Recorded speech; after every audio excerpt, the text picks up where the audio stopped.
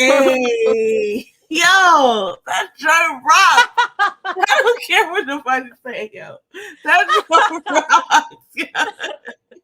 That Joe rocks. I don't care. Y'all saw it. Y'all heard it. Y'all heard it. Welcome back to Thursday Night Live with those two sisters. We in this joint. Okay. So today, as usual, we have a whole lot. There's so much stuff going on. All right. So I don't know how much we're gonna get to cover tonight, but we're gonna try to fit in as much as we can because we got a lot to say about a lot of the crap that's going on. Because it's too much. It is. But we got some good stuff in there too. So it's too much happening. It's too much happening all at once, which it's neither here nor there, but both here and there. Me and James, we said it. We be like, yo. Anyway, like Austin Powers. It's a lot of stuff. Yes, it's a lot of stuff happening. So much that it's like almost scary to think like, what's gonna happen next week? You know what I mean? Because it's like it's only April. But okay. I do appreciate these Thursdays. So I just be looking forward to these so hard.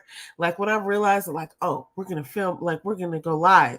I just be so excited. It's like part of it is like the timing in the week. It's like, oh, tomorrow's Friday. I'm about to talk to my sister. You know what I'm saying? We're about to talk about everything. Like, isn't it so good? So delicious. It's so okay. Delicious. So listen, let me ask you, how was your week?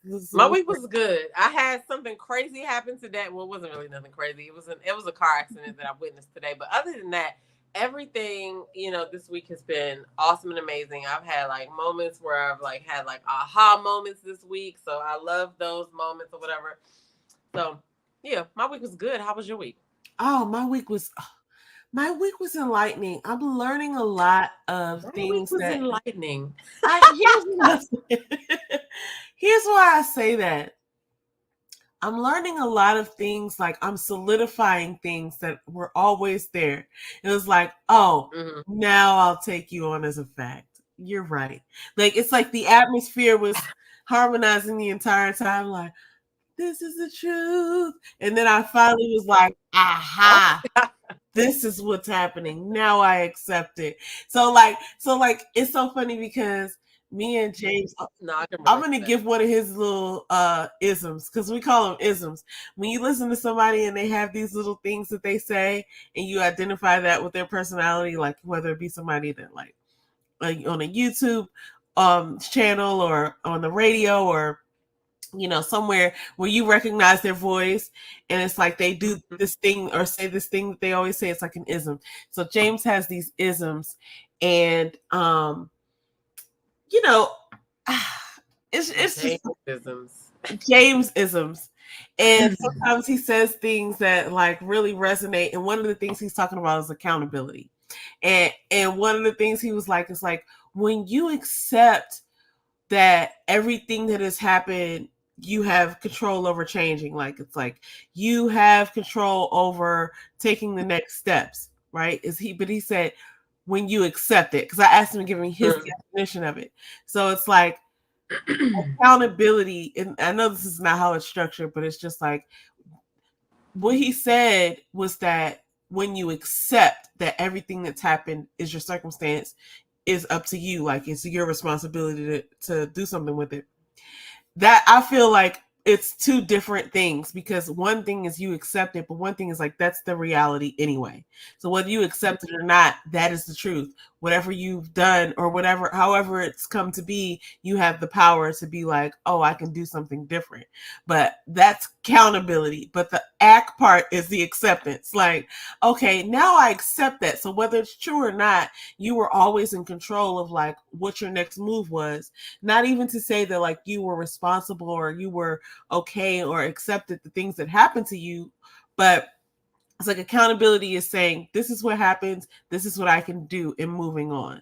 So anyway, I totally agree with that, because like I always say that you are the only person that can hold yourself accountable. Like you can suggest that I hold myself accountable, but I actually have to accept, right, whatever it is. So I agree with that. I like, listen, that's what happens to me all week. All right. I used to think, well, I gotta stop watching these people. I gotta stop watching these people. But then I said, you know what? If it's people are not just one way, right? Mm-hmm. Everybody has different aspects. And once I started thinking that, it started being like revealed to me, like, that this is how, like, this person may do this, but like, look at what else they know. You know what I'm saying? So I've been dealing with that a lot this week or whatever. So anyway, I just lost the point of why I was gonna say that, but no, it's all good. We followed you the whole way. Like you delivered. you so did. You're my sister. Anyway, no, it's not even that. I'm sure. Tell us what we're talking about today. Tell us what we're talking about. Okay, today. listen. I'm gonna watch this video back and I'm gonna be like, "That's what I was trying to say." Keep well, you didn't sound crazy. Whatever you said made sense to me. So I bet it made sense to everybody out there. So you're fine. But listen, we got so many things that are happening amongst us. And I feel like as a culture, we have to talk about some of this stuff to sort of process. That's kind of how I see us, to be honest with you. I feel like things are happening to everyone. You know what I'm saying? Oh, the eclipse happened on Monday, and then other things have happened since then. And O.J. Simpson dies today, and it's just like, wow, there's all these things that we're all sort of like experiencing and witnessing. But I feel like we're processors. I feel like we're two people who are going to be like, okay, well, let's take this and hold it in our hand and look at it. What does this mean? You know what I'm saying? Okay, this goes over there. This goes over here. And how do we feel about this? So yeah, I love talking to you. That's one of the reasons why I look forward to Thursday nights. But anyway, as you asked, what are we talking about? So one of the first things we have to talk about is this is a regular guy who I've been following him for some time. So I know you were like, we all have to think about like whether we're being scammed or not. But this guy is a real deal because I've been following him for some time. This man, I'm gonna put him on the thing. He has a Instagram handle, Teesway Inc. _ somewhere in the middle of there. But he gives these shoes out to people. Basically, he goes through these like drive-through, like fast food places, and he gets like, I don't know where he's getting the hookup on these shoes. He might just be going to like thrift stores. I don't know. But he will so people cash app him, I suppose. I've never cashed apped him myself, just to be clear.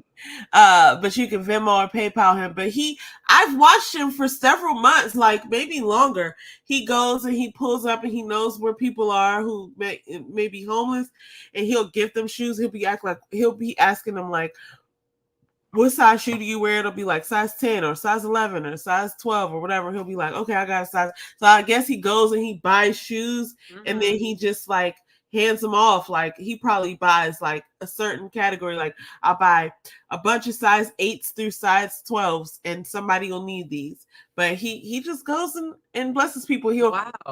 He'll go up to like a fast food restaurant and be like, I need 15 burgers, 15 orders of fries and 15 apple pies. He'll just order that and it'll be like $75. He'll pay it, and then he'll go and he'll see somebody and be like, hey, I got some food for you. Hey, what size shoe you wear? And they be like, oh, bet. So I've been watching this guy for a while, and this is dope. It's like, people, here's what's funny. I'll bet people, because like now that I'm saying it out loud, it's like, why have I never cash apped him? I don't really know why, but somebody is. But here's my thing. When people like ask like what they can do for their community, or they don't have an idea, or they don't have a talent, and they don't know where to start, it's like, you could start here. This is a perfectly amazing channel. Like, I don't know this young man. I follow him because I saw him doing this online. This is a perfect thing. It's like, if you want to, this is a nice thing that he's doing for the community. Yeah, I'm not. Yeah, so like, speaking about cash apping people, right? I use Cash App to donate to people the same way I use cash to donate to people, like random people on the street, right? If you're somewhere walking down the street, here we live in, the DMV area, so you can be walking down the street in DC, you can see homeless people, or you pull up to a stoplight somewhere and you see some homeless people. If the spirit moves me to give, I'll give. And I do Cash App the same way. I like what he's doing. And so, like, if I was watching what he was doing and the spirit led me to give, then I would give. But Just understand that that is the point. Like, if you are led to give, you give. That's it. If he's doing something crazy with it, that's his problem to bear. You gave with good intentions. So, but I think that's good because, like, think of how many homeless people it is in our city alone. You know what I'm saying? So I remember one time a few years ago, maybe more than a few years ago, maybe it was like 5 or 10 years ago, but we were leaving somebody's house, maybe one of our aunts or our mom or something like it, Thanksgiving, and we had our plates. And we were over there near South Capitol Street, and some man was out there like, "Hey, can you give me some money or whatever?" And Demeter was like, "Well, we got these Thanksgiving plates." And he was like, "For real?" Yo, he was so happy with the Thanksgiving plates. Yo, and those were some bomb Thanksgiving plates. Okay, that man got blessed that night. Yeah, he did. Right?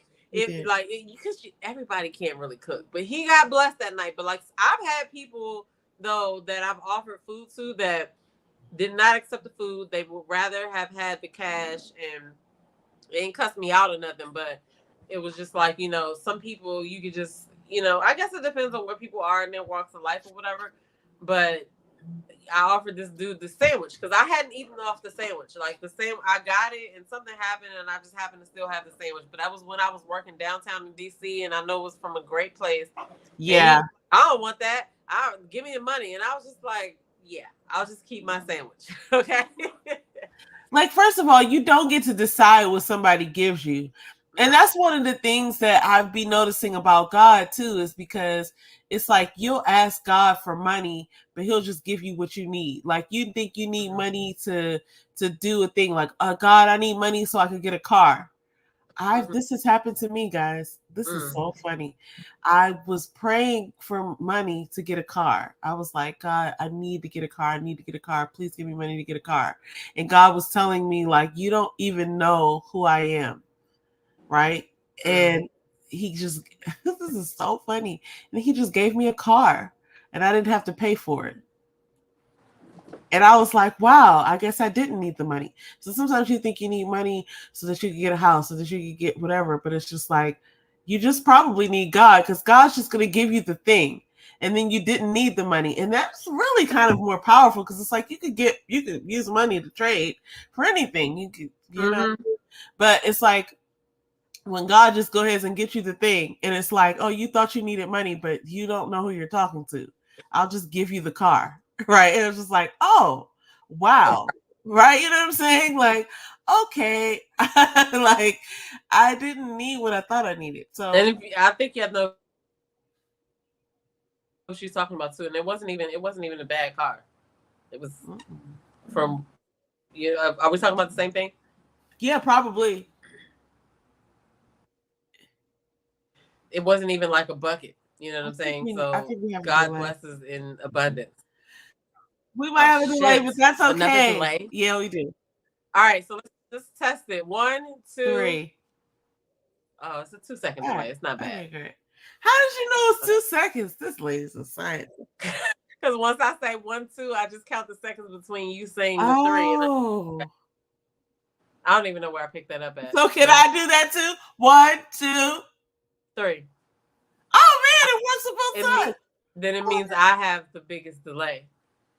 No, you had 2. But I feel like I said 3 right after you said 3. So I guess it depends on when you heard it. It doesn't matter. These people on the internet are watching us have this conversation. This is the shit that, but honestly, this is the shit that sisters do though. Like we used to have conversations about random shit. So you guys are just in on it. So anyway, back to the list. Thank you for people that are watching us go through our sister conversations. Listen, man, this is crazy because I ain't even gonna tell everybody what happened in our group text. Okay. But O.J. Simpson passed away today at 76 years old from cancer, which I didn't even know he had cancer. O.J. Simpson has been in a lot of our, news feeds. I mean, for decades, And so I couldn't believe he was 76, but apparently he had prostate cancer and he went for a treatment. And next thing you know, I guess it didn't, go the way, obviously, the way that anybody wanted it to. So, so there's that, everybody. And he was surrounded by family and stuff like that. So, I mean, listen, OJ, I'm not going to say what I said earlier, but OJ lived a full life. You know what I mean? He was blessed. Okay.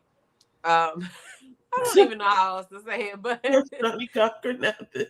R.I.P. Blessings to the family and all of that. I didn't know he had cancer though. I didn't know that, but I didn't follow him like that. So listen, everybody. Oh, look, somebody in them put the daggone Bronco chase up there. Yo, let's talk about that. Real quick. Is so mean. Hold up. Wait, I didn't even see that. Now, because somebody put the Bronco chase on there, I remember that. Do you remember that? Yes, I do. I know exactly where we were. I know living. I was in high school.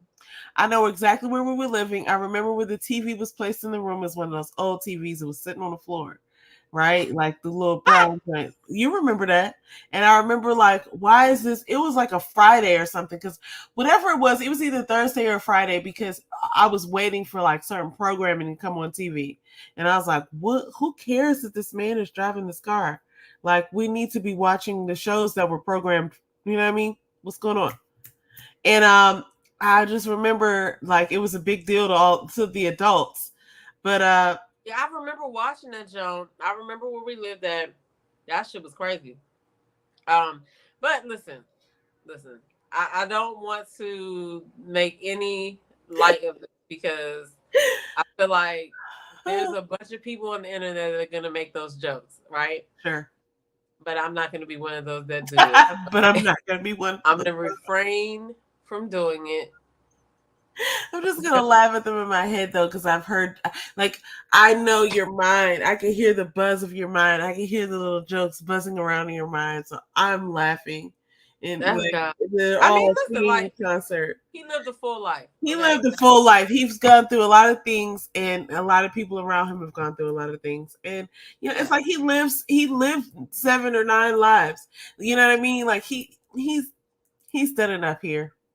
Yeah. So, bless Let's his go on to the next topic before I'm forced to say the next comment that is like trying to get out. I don't even want to say it.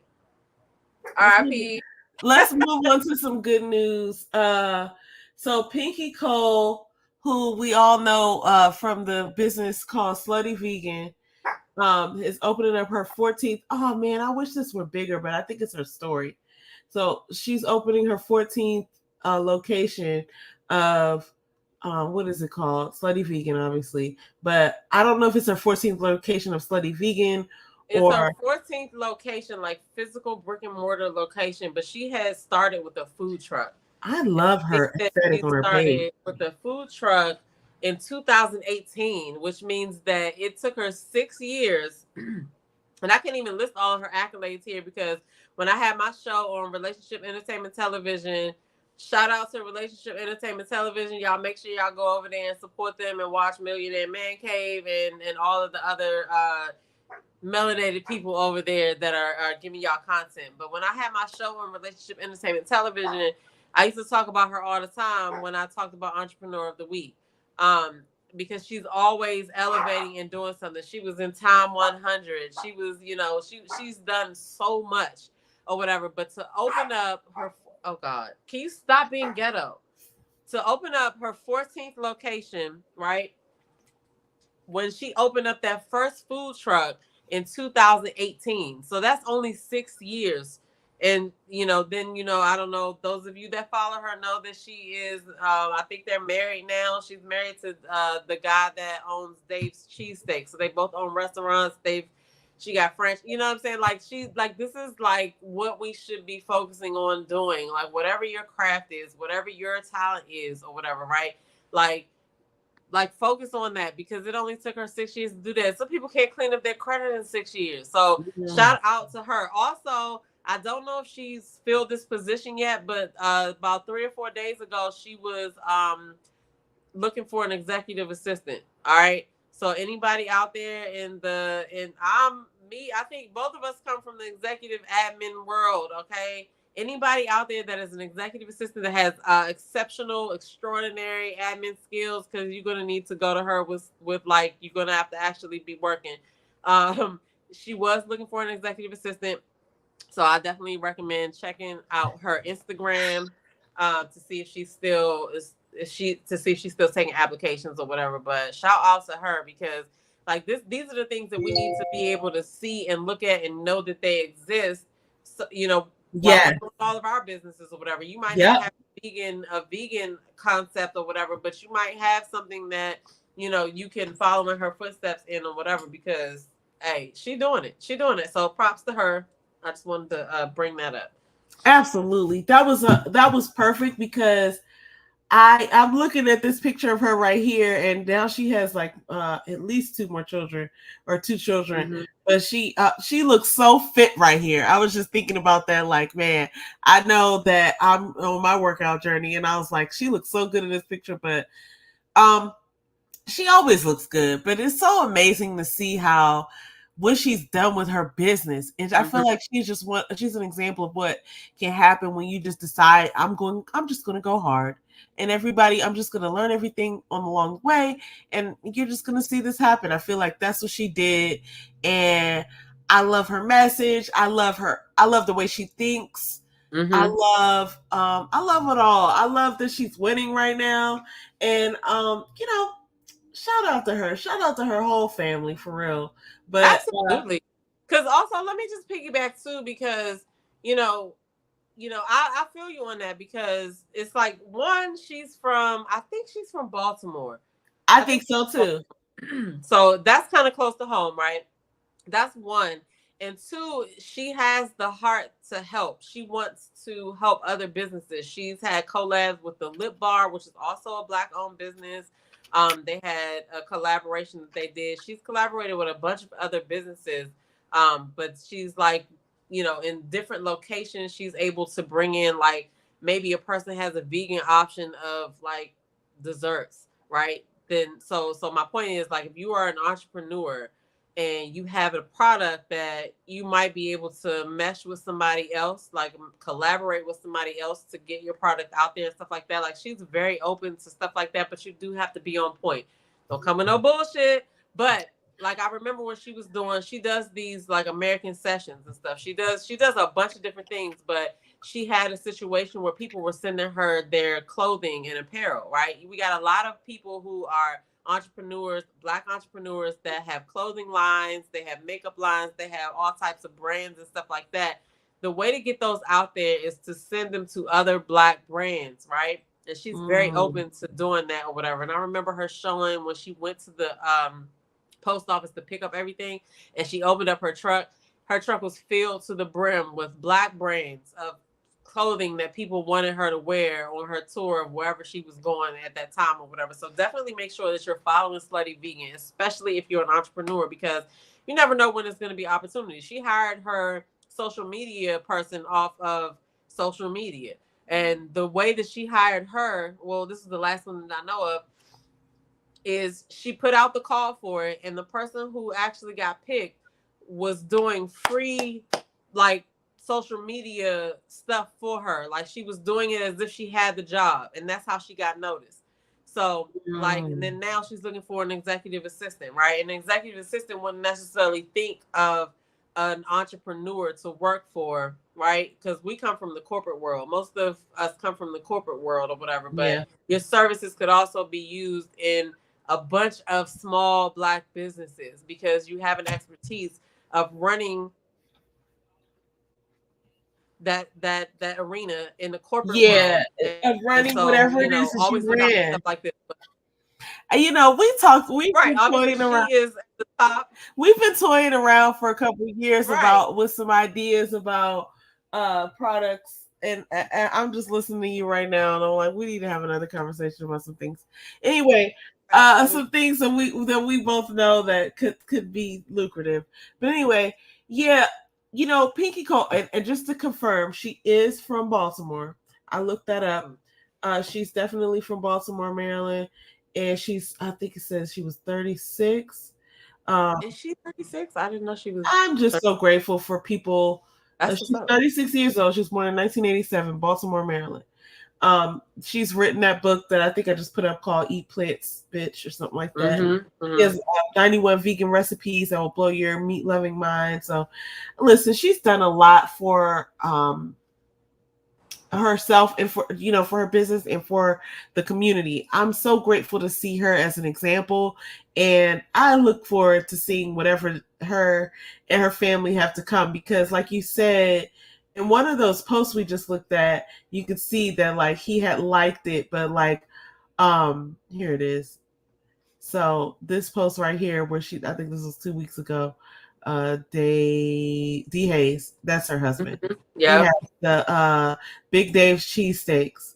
Yep. And isn't it interesting that she has the whole vegan junk food thing down? Yeah. Cheesesteak side. I think that's just so I funny. think that's dope.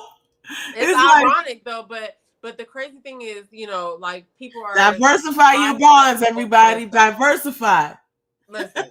So shout out to them. So anyway, I'm off my soapbox on that. No, that's what's up. And I anybody who watched anybody who watched my show, What's Going On Relationship Entertainment Television, knows that was the main entrepreneur that we talked about on that show. So I digress. No, you don't digress. This is exactly what we like to talk about here on Those Two Sisters, on D City Life Sisters. We just want to talk about all the Black people doing all the amazing things, and there's so many of them.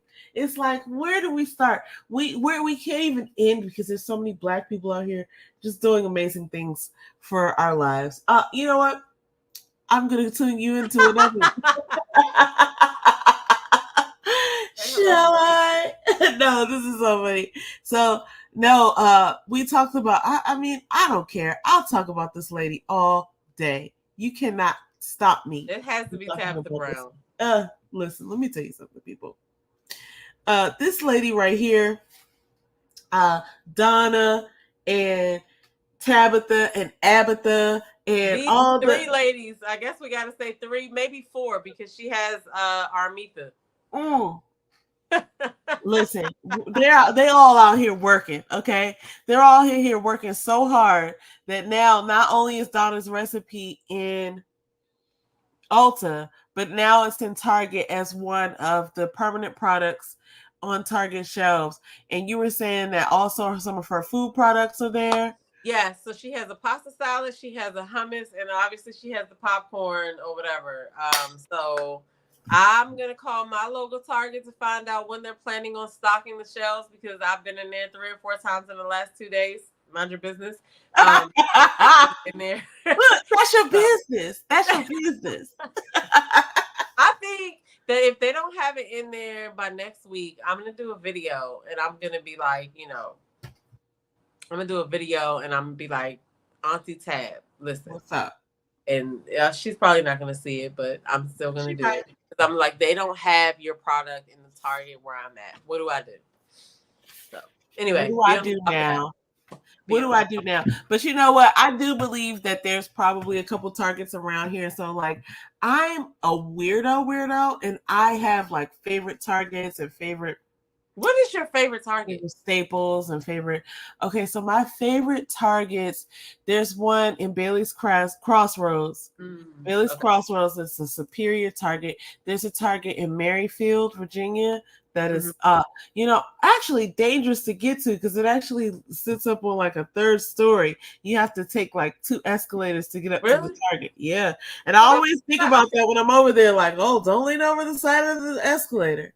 But they have a superior Target. They have just brands of things that you didn't know existed.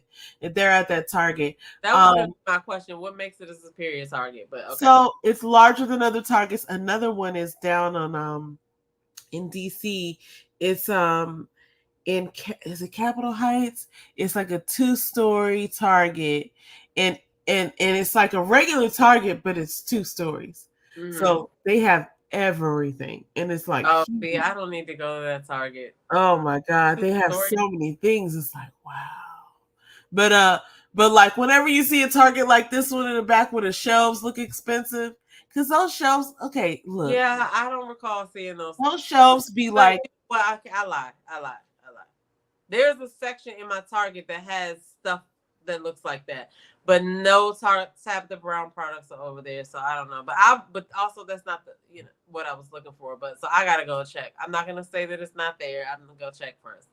But next week, by the time next week comes, I will be making a video, not a call, but I'll make it a video saying, just saying that it's not first world problems, right? I don't have the Tabitha Brown Target products in my Target. Oh my goodness. Anyway. No, I'm not mad at you, but I think there are some Targets that hold her products. Okay, so anybody that's in the DMV area, if you've been able to go into a Target and Tabitha Brown popcorn, let me know, because I just want the popcorn. Let us know where you found her products, because I don't have any problem getting her hair products, and I think her hair products are superior. I believe her hair products are superior. I know, but I mean, like, even using them in my hair, I feel like, okay, this is a different thing. Like, this is a different grade of material. Like, it's not like the other things. And I used to, listen, I'm not going to put anybody down, but like, there were other brands that I used to have that level of trust in, and those brands are still okay. But this is a really good brand. So I appreciate her brand of hair products, Yeah, I like it. For sure. Anyway, all right, listen, let me say this too, because we're going to talk about what to watch next. And Tabitha Brown is everywhere, apparently, because she's also on Lewis House. Now, I've been on Lewis House for a little bit.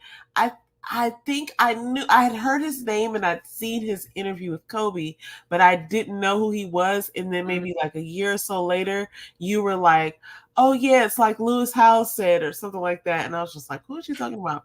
And that's when I went, and you put me on him and Kyle Cease at the same time. And both wonderful, wonderful human beings. I mean, who provide value in my life. It's like, there are people who exist and their whole goal is to be like, I want to be better. I want to add something to the atmosphere. And they do. And it's like wonderful to like discover them. It's like, oh, thank you. Oh, thank you for doing this. It's like, thank you for saying that. That's amazing. Yeah, I love his interviews. Yes. So, but for him to interview Tabitha Brown, especially just for Black women, come on, lean on in. We're having a good year. We're having a really good year. Okay. Things are working out for us. Things have been working out for us for a long time, but this year I feel is one of the deserving years for us. And I'm so proud to see people like Tabitha Brown getting the accolades and the attention that she deserves. I'm so proud to see like music being done, like business being done the way it's being done. And, we're doing the things, Black women. So I'm so proud and excited for us. But this is an interview that I haven't even watched it yet, because there's so many things out there that I need to watch that I have been watching. This was recent? Yeah, I think this was like the other day. Wait, I can look at it. I have to keep talking because I'm about to put you on. I'm about to go on mute so I can take care of your nephew dog. But cool. No, this came out a day ago, so it had to be yesterday. Yep, it says it was released yesterday. Because I remember I clicked on it and it wasn't available yet. It was like 10 a.m. or something, whenever it premiered. So this was just released yesterday. I appreciate her, seeing her on all platforms. I just think she's such an amazing person, and I feel like her beauty just shines through because she's like a truthful human being. I just love me some Tabitha Brown, y'all. But the fact that she's on Lewis House, and Lewis House has interviewed like amazing people, and now he's interviewing Tab. To me, it's a celebration for me, because it's like he's interviewing her as he should, because she is a wise, beautiful, nurturing Black woman, and she has. Didn't he interview Jada Pinkett too? I don't know. I never saw that one. I feel like he interviewed Jada Pinkett too. He's been interviewed a lot. He interviewed Shands as well. Really? Lewis House did? That's awesome. No, I'm lying. Wow. No, Sean Cannell interviewed him though. Oh yes, they did it back and forth. That was dope. Actually, there's a Sean Cannell interview recently. I gotta send it to you because it was really good. But anyway, there's a couple of them. Sean Cannell's doing his thing. Shout out to Sean Cannell. I know he's not a black man, and we like to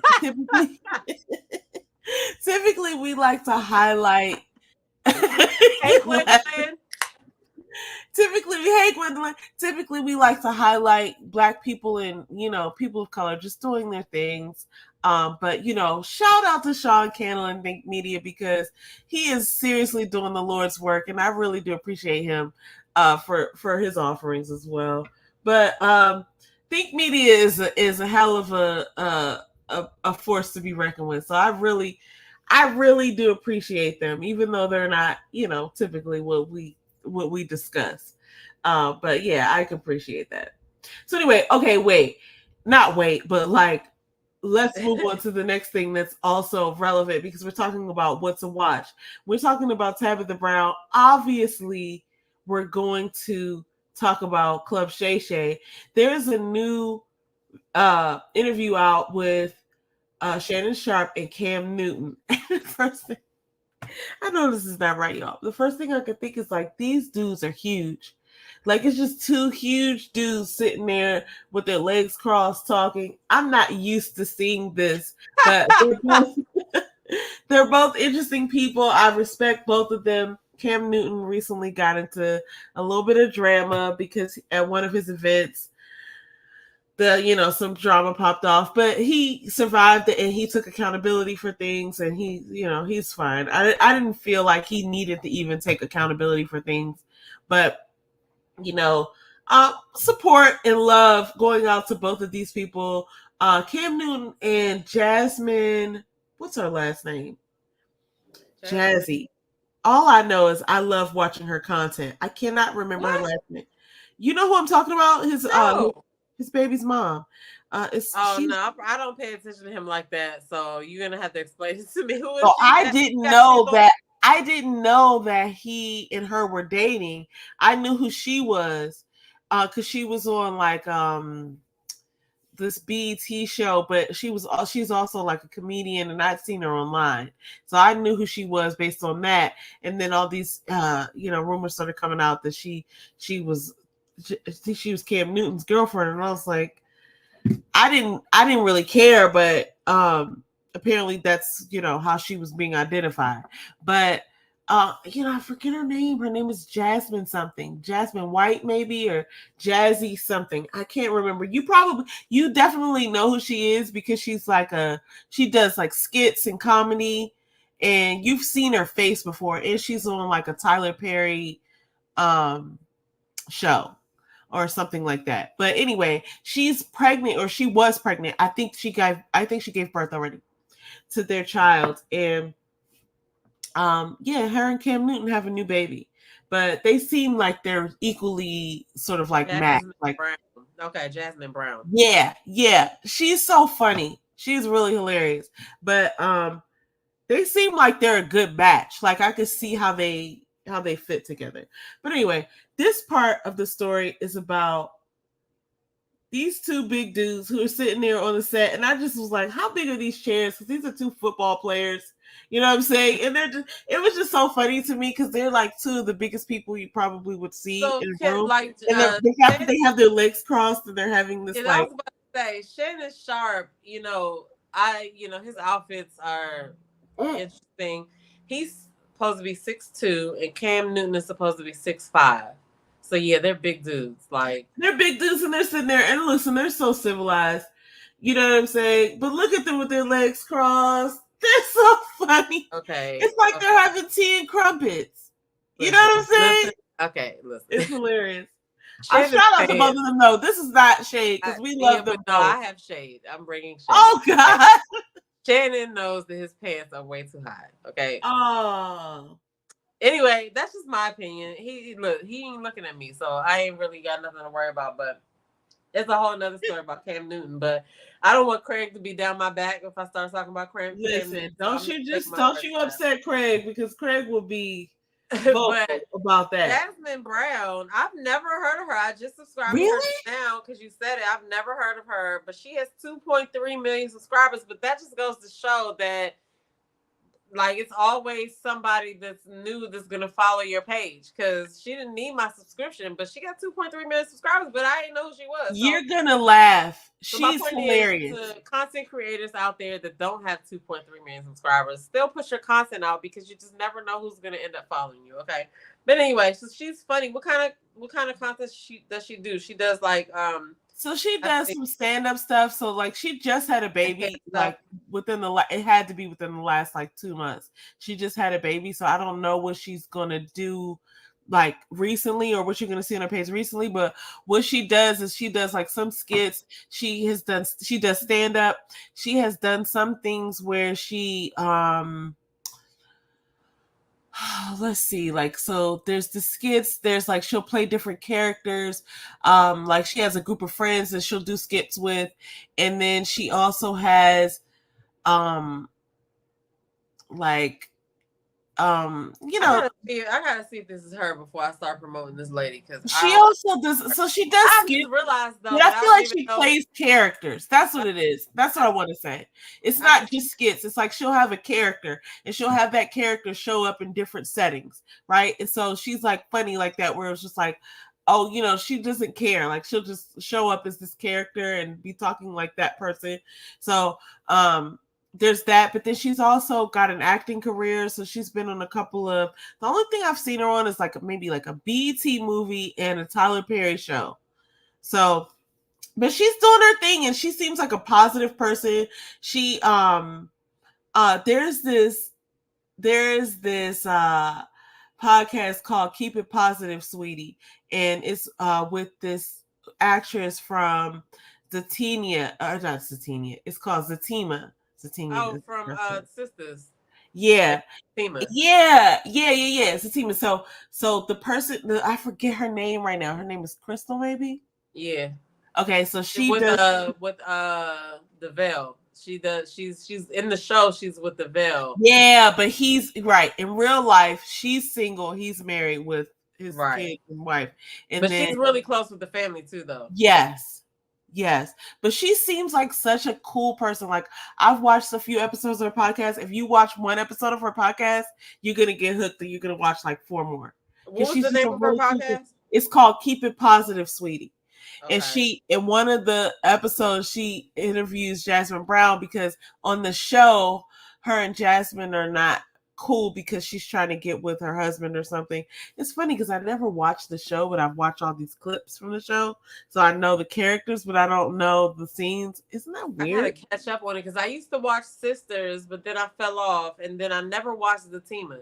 But I always liked her character, and obviously I always liked the Veil, and so I thought that was good that they had a spinoff or whatever. But I've only seen whatever clips have been online. But I saw a post that he put on there recently about how, like, you know, cool she was and how close she was with his wife and stuff like that or whatever. And I thought that was really cool, because, like, you know what, scenes with her husband. I've always thought that was an interesting relationship, but I do believe that they are platonic. But he put up a post recently, or maybe it was their family, that I thought was so dope. Him and his wife, what's her name? Starts with a K. It'll come to me. Oh my God, why can't I remember? It'll come to me, because she's a beast. And they have these boys. They have 4 boys, I think. And every night they work out together, all of them. Like, isn't that cool? I was like, that's so cool. The family is working out together. Like, I just thought that was so cool. I don't know. Maybe there's something that a lot of people do, but that's dope to me. I was like, you know what? He calls her K, but I can't remember what her name is. KK or K, but I can't remember what her actual full name is. I'm just kicking myself right now, because me too, because I know what it is. I feel like Khadijah that you used to work with. Damn, what was Kadeem? Is it Kadeem? I think it's Kadeem. Yeah. What were you gonna say? Go with Kadeem. Yeah, I think that's her name. Hey, baby. Yeah, I'm gonna go with Kadeem.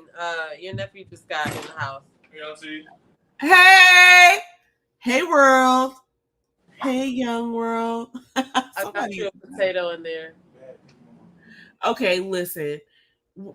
I thought it was really cute really cool how they would work out as a family, and how they just, I mean, they all have a vibe. But anyway, Keep It Positive, Sweetie, Jasmine, Cam Newton's baby's mom. I don't know. I don't want to say baby's mom. His mother's child. His child's mother. His mother's child. Golly. His child's mother just had their baby. I don't know how long ago. I'm not even gonna bring it up because I don't necessarily want to get in their business like that. But now these two guys are on TV, are on Club Shay Shay. I hope this does well, because everything on Club Shay Shay, I mean, I just feel like he does a really good job. I'm not gonna lie. I can appreciate this man's platform. I always go back to see how many views the Cat Williams. How many is it at now? It's got to be at like 64, 65. We about to find out right now. 68 yet? Huh? It hasn't reached 68 yet? I don't really know. That's Listen, crazy. I'm not saying that I know. I was just saying. No. I was asking if I thought you had it right there. There we go. There it is. 66. Oh, we need 2 more million. It's stalled, everyone. Look, I need to go back and watch this. I just need to go back and watch it, because, like, why the hell not? And then Monique is up at 14. Like, who does that? And Steve Harvey's up to 11. Back when Cat Williams came out on January 4th, I think Steve Harvey was at 9. And then Monique came out and she was at 12. So she was always ahead of him, even though his was first. That was almost a year ago. See, but the whole thing is that there was that Elon Musk one with Joe Rogan that everybody was trying to say that was like the top video with the top views, like the top interview or whatever. And so that Club Shay Shay, Cat Williams Jones catching that. I don't even think Joe Rogan's episode with Cat Williams is even touching that. No, it's not. I don't know if we ever talked about that. Let's talk about it now. Yeah, I don't remember. I didn't watch it yet though. So okay. But I just know it wasn't getting as much like discussion as the Cat. I mean the 17 million views. 17? 17 million views. Okay, that's still respectable. Sure. Yeah. I'm not gonna play it. I'll tell you this though. It was a good conversation. However, most of the conversation was Cat being educational to Joe. And there were these things, there's these things that are funny that happen in conversations where you're not sure if a person is being funny or cheeky or whatever, like, oh, you're being cute or you're being serious. And Cat Williams is a master communicator. I think he handled some of those points in that interview very well. But honestly, it's a 3-hour interview, and most of it is Cat Williams educating the people on the panel or whatever, not panel, but people that are producing the show, including Joe Rogan. There were several times where I felt like Cat was just trying to be polite, but he was fielding, and I don't say inappropriate because they're both comedians, but like he was fielding not necessarily energy, but like words. He was fielding words in a way where it's just like, okay, that's insulting. So where the one where he sat down was Shannon Sharpe, it was kind of like, to me, it was like a stand-up, because the way that he was just going through stuff, it kind of felt like it could have been his own stand-up or whatever. And that was 2 hours and 46 minutes. And it was interesting all the way through. So was that one interesting all the way through? Okay. Or you watched it because on the sure. Cat Williams? Okay. I watched it on the strength of Cat Williams. I'm not going to lie. Thank you very much. Right, listen, that helps me know. Thank you very much. Thank you very much for framing it that way, because I didn't think about it, but you're right. That's the reason. Know how to go into it. That's the reason why I watched it. And it's funny because I think Cat Williams on Club Shay Shay felt like safe. I think he felt like, oh, I could be myself. I can be funny. I can be quirky. I can be, like whatever. Like I could tell a joke. I can laugh. There were so many moments we got from that one. Like literally, I'm going to go back and watch it gleefully, because it's like Shannon Sharpe has us all in a chokehold. Like 3 hours just goes by. You know what I'm saying? I think that you have a point though, because when you're more comfortable, you're able to just kind of flow. You know what I mean? And to be honest, like, I mean, yeah, like, you're around your brother, like kind of, you know what I'm saying? So it's gonna be different jokes that are gonna inside jokes that you can say, talk about, and you can just say different things. So, but that was something that I feel like was aspiring to because he mentioned it. And so it was just amazing that it actually happened for him or whatever, because he made a tour, but I mean he did a little tour or whatever as far as the interviews were concerned, but people were talking about that, throwing that around, and he ended up on there. So like shout out to him, because 17 million is still nothing to sneeze at as far as views, right? Even if it was a million, but yeah, so that's what's up. Okay. Yeah, Okay. but honestly, I gotta watch it. He didn't. I'm gonna switch it to this one because this one was the good one. Listen, when he was on Joe Rogan, he was choosing his words. You mean with Cat, he's very intelligent, so you can't necessarily tell, but like he was choosing his words wisely. Mm-hmm. He was educating heavily. It was like a damn Bill Nye the Science Guy episode. And it was funny though, because he was like, "Oh, is that what you think now? Is that what you'd say?" Right? And it was like funny. He's like, here's this one part where Joe Rogan asked, like, why do black people like menthol cigarettes or something like that? And Cat Williams was just like, it's just like he seemed like he was so exhausted. He was like, I'm gonna paraphrase here, so hopefully I don't mess it up. But he was like, that's what a racist question. He was like, and I know you're not racist, but here we are, right? He's like, neither of us are racist, so go figure. Like, how did we get here? And it's like he's so smart beyond his, like, and here we're seeing Cat and Shannon like goofing off. Like we're seeing a real moment between two black men who respect one another, and they're making jokes and poking fun at each other, and they're having a good time. And this is a level of intimacy that we might not have captured on camera if not for the setting that was set by Shannon Sharpe and his team. I'm so grateful for this even today. Like as I watch this is such a work of art. It's like obviously it's an interview, but it's like two dudes just having a conversation. And I love to see the dynamic in like the way that they played off of each other. And it's just such an amazing. It was not what we saw on the Rogan Experience. All right, but I'm gonna still watch it. But I'm glad you told me that I need to go in with on the strength of I'm just trying to see what I'm watching because Cat is on there. But I did want to talk about the fact that I saw a video with Ice Cube talking about he was ready to talk about stuff. He wants to do interviews, so he's supposed to be doing interviews this summer. And so I wanted to see what he has to talk about because, he's done videos in the past saying that he wasn't in Illuminati or anything like that. So, like, what does he want to talk about? Like, why all of a sudden did he want to do interviews now? So I feel like those would be good interviews. I feel like if he went on Club Shay Shay, that would be good. What you think? I think you're spot on. I feel like the fact that Ice Cube now wants to do interviews means that listen, I feel like okay, this is something we haven't talked about, but let's just talk about this. I feel like people are finding their value these days. I feel like people are realizing like, oh, I have a story, or I am the product, like I am the brand, like I could just come out and be myself and say these things, like say what I really feel, and that's the product. Like that's what people want.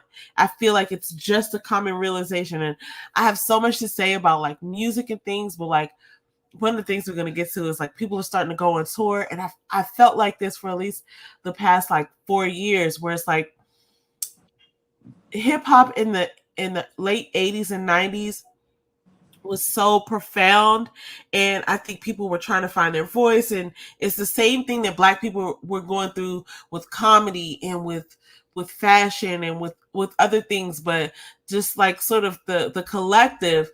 It was such a magical time, and I feel like some people who were emerging at that time are now just resurfacing, and I'm just so excited to see what they have to offer. That's what I mean. Yeah, and it's a little bit tricky too because this year so far has been so exposing, right? For our celebrities and stuff like that or whatever. And I feel like, like you said, they not grew up, but they were popping in a time where just a lot of stuff was misunderstood, and people were just trying to make something happen. So like, who knows what he saw and what he wants to talk about, but I'm all here for it. I'm all here. I'm all ears. Like, who doesn't want to hear from Ice Cube? And this is let's frame it like this, because here we are, everyone. Now we're here. And I know what I'm talking about because I was there. Here's what I want to say about that. Imagine that for years have gone by and people witnessed all these things, like, Diddy like things, R. Kelly like things, just things. They witnessed all these things and nobody ever wanted to hear about it. And now here's the year that everybody wants to hear the truth. And here comes Ice Cube saying like, oh, y'all want to hear the truth? Like, let me speak. I think that's what this is. Part of me feels like, is he really going to be like honest about stuff? Or it's like, what is he? Absolutely. Like, what's his motive of being like, all right, well, now after 20 years, I'm going to talk. Okay. First of all, think about everything you've ever heard from Ice Cube. It was always the truth. He's never been a motherfucker. Did you hear when he came and chimed in on the Cat Williams stuff? Yeah, he never said anything. It was so funny because he confirms the stuff that Cat Williams said or whatever, and he just kind of like, I don't know. It's just the way that Ice Cube talks. So I'll be there front and center for his interviews because, yeah, I'm there for that. I'm there. I agree. And it's like, it is the way he talks, because that's what made me come to this point. Because I was like, I think he's finally realizing like, oh, y'all just want to hear like what happened? I can tell you. No telling what he saw. Oh my God. It's no telling what he saw. Like, think about who he was in all these different pockets. It's like he was a gangster rapper. So like, clearly, okay, when we saw Boys in the Hood, it's like, I do really think he was a part of that life. And then he became a rapper, and it's like, cool. And now he's like, oh, I have a movie. And he starts working with John Singleton. And then he goes on to create a whole nother career. Then he establishes a basketball association. Like, he just has so much wisdom with him. And I just feel like, yeah, I want to hear what you have to say, Ice Cube. What are you talking about? Please. I was waiting for that. Like, tell me more. Came out, I was waiting for that because, yeah. Yeah, we need to hear that. We definitely did. Okay, look, so we're gonna try to move along because we've already been here for almost an hour. I can't even believe sometimes that we be on as long as we have. But okay, all right. I'm gonna try not to. I'm gonna try not to waste too much time. But here, while we're on the subject of comedians, D.L. Hughley and Don Lemon have a really, intimate moment, as far as not intimate like that, but like, a really open and honest moment. I really appreciated this moment because this is, Don Lemon getting his flowers from D.L. Hughley. Apparently they weren't always, or they're not necessarily like friends or whatever, but D.L. Hughley is telling Don Lemon, like, the way I saw you handle what you went through over the past bit of time, like, I have respect for you and I see you and I appreciate and respect you. And this was a really good moment. It brought Don Lemon to tears. And I thought that was really cool because it's like one black man giving another black man his flowers. So I just wanted to something about that really quick. Of course. I did see that. And, D.L. Hughley can be brash and harsh and stuff like that. So it is good to see him express like his admiration on to another brother. I appreciated that. Right. And it just kind of goes to show you that people have multiple aspects of themselves, right? They might do stuff sometimes that we don't like, but it's not them as a whole in totality. So, like, because even just that act of him expressing that to Don probably gave Don something that he needed that he's not getting from the places that he probably felt like he should have gotten the recognition from or whatever. So stuff like this to me like needs to happen, and people need to stop canceling people over like, one aspect versus, others. But I saw that and I was like, yes, I'm all for that or whatever. Good job, DL.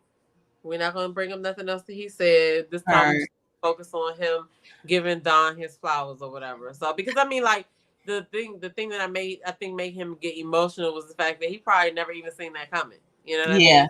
So yeah, he was just throwing up for work that day. Yeah. Right. And so this is also something that, kind of shows everybody else that there are still good things that can happen to you out there, as far as like people giving you your accolades and giving you your flowers or whatever. So I thought that was cool. And DL, And I think he needed to do that to show a little softer side of him anyway, because he's been out here banging in these streets. Okay. okay. And I think, that's an opportunity, just to kind of double down on what you were saying. It's an opportunity for all of us to see opportunities to lift somebody else up, because he could have just gone along with whatever they had planned as an interview and not said whatever he wanted to say or whatever was on his heart to say. And he really touched somebody. So sometimes you might be thinking like, oh, I want to say this to somebody, you know what I mean? And this was a good opportunity to just point that out. Like, okay, sometimes you feel like you should say something to somebody and you may think like they won't even care, but maybe they will. Maybe you'll move them to tears. Maybe it's just what they needed to hear. So I can appreciate this, because honestly, we don't see a lot of Black men doing this for each other. And I really appreciated that. And to your point, we can't just throw people away. So like the things that happened with him and Monique, there's still some juries out. I still need answers from people on what's happening with Monique. Like, even though I don't fully 100% like, traceably agree with everything Monique says, I still want a few answers. I'm still curious about some things that she said. But that's not to say right, but that's not to say that DL Hughley is a throwaway. That's not to say that, even all the people that Cat Williams and people talked about, it's like nobody's getting thrown away. They're just being called to the carpet to be held accountable. Depending on the day, you never know how somebody might react to something or whatever. So I'm not saying that he doesn't say some questionable things, but this is just an example of the fact that people aren't one way, right? Yeah. Like, so we spend a lot of time canceling people off of one little judgment that we've made, oftentimes as if we are perfect, right? Yeah. Not we as in me and you, but like people be like, oh, he did this. Now there are some things where it's no question. We're gonna have to just kind of black you out if you cross those lines. But in the grand scheme of things, he's just an arrogant dude. You know what I'm saying? And so it doesn't mean that he doesn't do some good things sometimes. So I wanted to shine some light on that or whatever. So yes, that's what's up. So shout out to both of those men. Okay, now speaking of Black men, coming to terms with things, listen, that was my whatever weird segue. Jonathan Majors, I am glad to hear this actually, because I was worried that he was going to get sentenced to jail, and I was still Megan right beside him. That's still Megan. And the look on her face just lets me know that they're not really in a relationship. I mean, let's just say what we're here to say, guys. She's showing up to work. That's a I'm here for work face. Okay, that's it's Thursday and I didn't call out face. Look at this. She's not impressed with him. He has on his grandmother's jacket. Like, we're not going to sit here and pretend that he's a delectable dish, or that this is dish. Listen, this guy. Oh my God, his grandmother's jacket. A hired contract right here. I mean, we're not going to talk about this, but I am glad to hear that he is not going to jail today. Okay, everybody, that's what this is. This is a celebration of a Black man not going to jail today, and this is the song. So we'll play the song right after the show. So stay tuned all the way throughout the show. Right? And you have to comment, like, subscribe, send a 113-word essay to smile.com, and then hold it longer, because it's not this. And then I feel like you gotta nod your head too, but I might be wrong. Oh wait, I might have it wrong. You just gotta put a post together or something. What did I do? I did like this. Yeah. I don't know listen, I don't get it, but it's fine. Jonathan Majors is free, y'all. He is free as a freed slave. That is his grandma's jacket. Like, okay, we ain't gonna talk about that. Megan Good showed up to work. Please, she clocked in, everybody. Give her paycheck. and we don't care about the rest of it. I'm glad that he's not going to jail for this foolery, and hopefully he can move on with his life. Listen, at the end of the day, I'm so glad that he's not going to jail, but it has to be like crazy for him to sit and think about the fact that he literally had to run through the streets to like try to get away from her at one time. Like, I listen, a lot of people think that he's like civil rights fine. I think Kimberly Foster, is her name Kimberly Foster? She said that he's civil rights fine. I didn't know. I don't know what words to use to describe. What is that? I mean, I get it. I get it. The grandma's jacket with the present day personality or whatever, but I don't know. But he needs to just kind of like have several seats and just. I think so. Stay out of stuff like that. Like, just go and sit down, sir. Just go and sit down. There's seats on the left. There's seats on the left and the back. Please take that jacket off and go and sit down. That's what I just want him to do. I just need him to do that. Anyway, okay, so the next story. Okay, so here's what we're going to talk about, guys. And because we got to get into the real thing. So everybody knows the Know For Sure podcast ended sometime last year, and Megan Ashley and B. Simone sort of like went their separate ways. Megan Ashley, and I wanted to talk about this before actually, Megan Ashley has settled herself into her new podcast called In Totality. I think she's the real deal. I think she, she's doing pretty good over there. She's got about 130 something subscribers at the end of March, because she had interviewed 130,000. I'm sorry, 130,000. Oh, back on them thousand. Didn't mean to say it that way, but you're right. Thank you so much. She interviewed with Dear Future Wifey with Latarius at the end of last month, and she didn't have, this is the clip, one of the clips right here. She didn't have 100,000 subscribers. I think at that point she had like a high 80s or something, and at the end of March she must have gotten into the 100,000s, and then it's April now. It's like April 10th or 11th, and I think she has like over 130,000 subscribers. So I think that's so dope. I love what she's doing.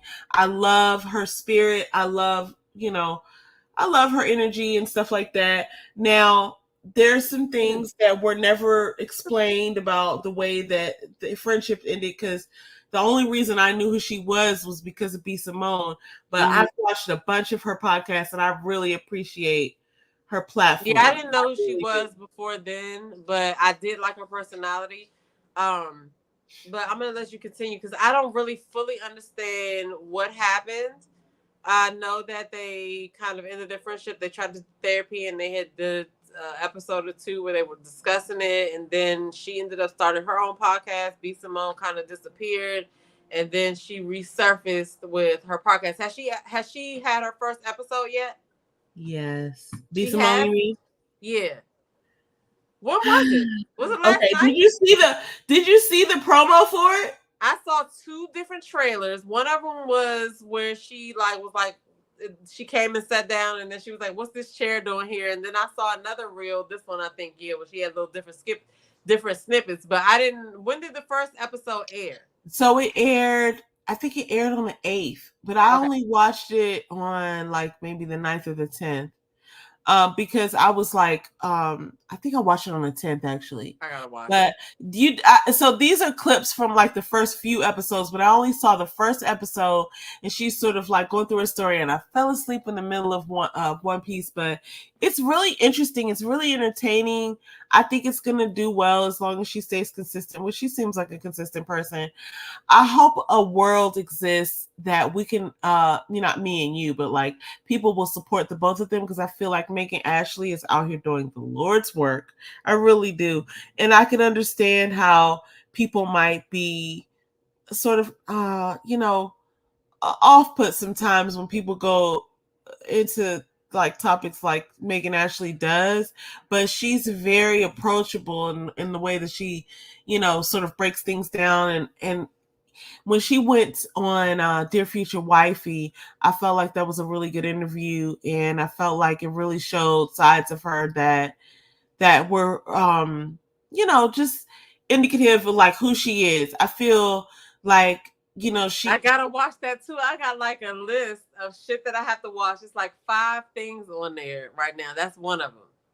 I feel like You people watched might it already? yeah, Okay. because I follow her. Like I felt all right, to be honest, when the Know For Sure podcast was on, I never watched an episode. I saw clips and I loved the clips, and I You always never say watched the episode? Oh my I god, the never watched the episodes full were good. episode. Like, let me just say this. You always point out authenticity, right? Yeah. And I feel like that's what their podcast was.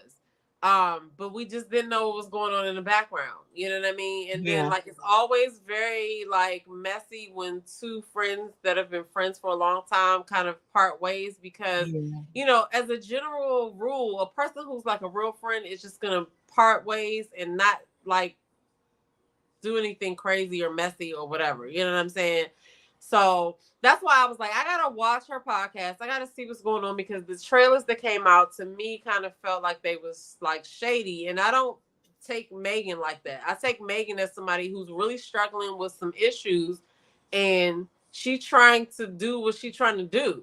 You know what I'm saying? And so I don't know. I just thought it was tasteless, but at the same time, I don't really know their relationship either. So but I have to watch that. But really quick though, for those people that watch, I'm just gonna touch on this really quick. For those, because this made me think about it. For those people that watch Love and Marriage DC, okay, Sherelle Duncan. If y'all don't know who she is, they call her Sherella on the show, but her real name is Sherelle Duncan. But she has a podcast that is starting up now. She lost a lot of weight from the season that they're airing. Really? Listen, the season that they're airing for Love and Marriage DC is from like decades ago. It seems like obviously it was from 2022. Sherelle lost so much weight since that season was aired. So she took a break from social media and now she is back on social media. If you follow her on Instagram, her name is I am Sherelle Duncan, I believe, on Instagram. But she has a podcast now called I Don't Know Who This Is For podcast, and that's also she also has an Instagram page or whatever. And she's gonna be, to me, it reminds me of being as authentic as how B Simone and Megan Ashley was trying to be. She doesn't have like a permanent co-host or nothing like that. But one of the episodes that I saw clips for was a person who was a friend of hers for like over 20 years. And they had some issues and they're going to discuss it. So she's had some clips going out about that. But the reason why I thought about it was because the name of her show is I Don't Know Who This Is For podcast. And that reminds me of how B Simone and them named their podcast as well. Like, what was the name of their podcast? It was called Know For Sure. Know For Sure, yeah. And so now B Simone's new podcast is what? B Simone's new podcast is Let's Try This Again. Let's Try This Again, yeah. So and then in totality, I feel like Megan picked a name that was totally encompassing her. But anyway, Sherelle Duncan's podcast reminds me of that kind of genre because it's like I don't know who this is for. I don't know who this is for podcast says to me that she's gonna be covering some topics. Okay, you don't know what she's gonna be covering on there. So if y'all not following her already, definitely follow her. Watch Love and Marriage DC because it's very dramatic. I don't even know what's going on as far as the future seasons are coming on. But while we're talking about these podcasts, like we got to support each other. And a lot of times we can learn from these podcasts because it's stuff that it's oftentimes the subject is stuff that we are afraid to talk about in the public or whatever. And these people are like, fuck it, I'm gonna put it out here. Let's discuss it. So make sure y'all follow B Simone. Make sure y'all follow Sherelle Duncan on I Don't Know Who This Is For podcast. Follow Megan, especially because I agree with you in talking about Megan as far as like she's got that touch. Like it feels like she settled right into that. When she started that, she was talking to Pony. She talks to Pony. She talks to Tony Perkins. And she had a bunch of other people that she was talking to or whatever, or through her podcast, whatever. But Like, it's just so, it's the authenticity of the podcast that I like. You know what I'm saying? So Yes. definitely, if you don't do nothing else, okay, because I'm from the DMV, you need to follow Sherelle Duncan, follow her podcast and all of that. But you also need to check out Megan and B. Simone. But I just use that as a segue to promote somebody from the DMV. But whatever. For sure. I love it. No, that's what's up. I'm so glad you pointed that out because I didn't even know that she started a podcast. And that episode, well, it just came back. I think she took a break from social media and she just came back like when the first. Now, I would say this: Sherelle seems like she's a messy ass person. If you look at the first season of the Love and Marriage DC, but when you watch her on like Ashley's show, whatever, she's really, really not trying to get into the bullshit. And so I don't really know if, you know, how true it is or whatever, but listen, she does the walks on the bridge. I don't know if she's gonna, I think she's still been doing that. She does the walks on the Woodrow Wilson Bridge or whatever. She's really about her trying to get back in shape and stuff like that. So, and then the podcast, like her and her husband have a podcast anyway, and they're funny, and Black is in a band. So they're just funny, but I feel like everybody from DC has personality. But anyway, that's true. That just might be biased, but follow her podcast because she's funny, and she also, like, for women over like 35, she's talking or addressing issues that we all can probably relate to. So, you know, she's working out with her kids running around.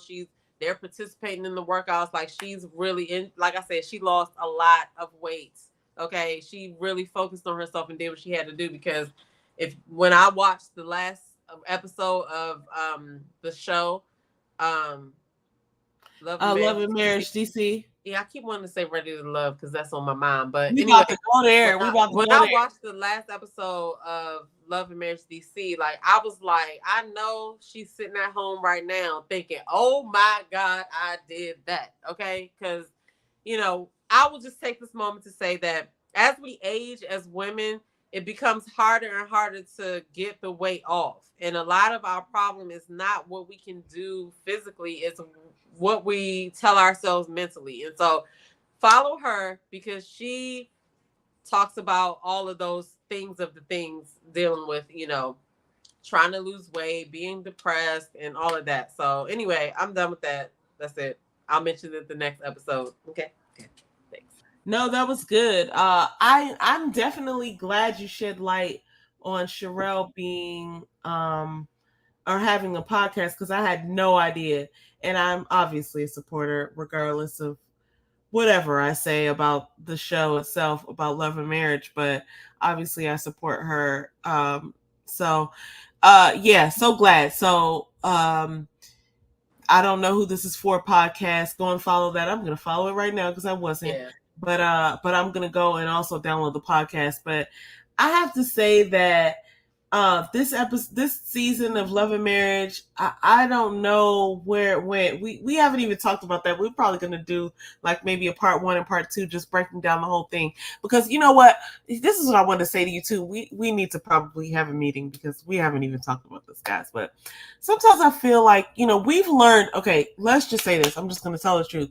We've learned over the past couple of seasons that, maybe like the last 3 or 4 seasons, that sometimes it's not good to like follow it as it's going along, because sometimes A, it's not a good season, or B, it's not what you want to talk about.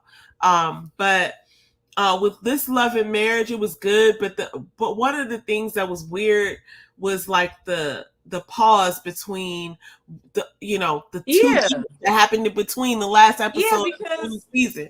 The thing, if they're airing 2022 right now, December 2022 into January 2023, we're in 2024, almost halfway through. So it's like, 1, are they still filming? 2, like, you know, I don't know. I don't really understand what's going on with that. But anyway, that doesn't have anything to do with Sherelle, but I completely appreciate, you know, what she has going on. So, you know, good thing. Yeah, shout out to her. You know what I'm saying?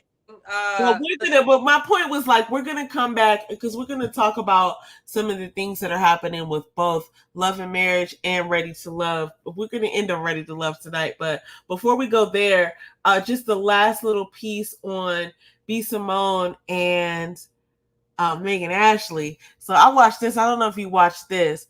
It was Kojo breaking down some of the things that it's so funny when he be breaking stuff down, because I'd be like, I noticed that too. It's funny that you noticed that and you're talking about it. And this is what I love about him and about this community, is that we're going to break down and process things. And so it's not always about like consuming content and just like letting it hit you and going about your day. It's like, aha, did you see that? Like, let's discuss, let's pick that apart, let's really unpack that. That's my term. That's what I want to say. Let's unpack that, because some of these things happen to all of us in our life, and we don't like sort of process it in a way where we understand like why things bother us or what's actually happening. And without whatever the context is, that whatever B. Simone and Megan Ashley went through, you know, I kind of don't want to know, because I want them to be able to have their privacy and work through it themselves. But Kojo hit on some things that I noticed as well.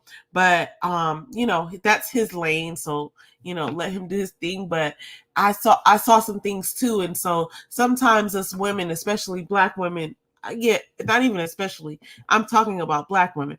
Sometimes we can get in our place where we want to judge each other, or we don't want to say it, but compete with each other. And I feel like I don't want this to be one of those moments where where they're competing, where it's like, oh, who's going to get more ratings or follows or likes or subscribes? It's like, let's just support them both and then let them go through their thing, because they're both great. Like, we're not going to lose here. Like, even if you don't watch, like, go ahead. We should just go ahead and subscribe to both of them. That's how I feel.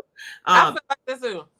Yeah. So, I feel like that too, but you know, it's going to be people who are like, you know, gonna do the opposite or whatever. But I feel like they, you know, they both have something to say. They both have personalities or whatever. But that's what I mean by like, I don't feel like B. Simone had to do the shade that she had to do. But that's, I feel like, you know, right now I'm working on myself. And I'm like, is that, you know, is that something that I just took offense to?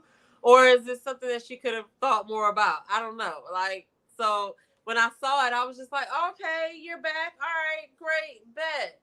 Oh, you had to take that dig. That's how I felt. I was just like, oh, I was kind of disappointed. You know what I'm saying?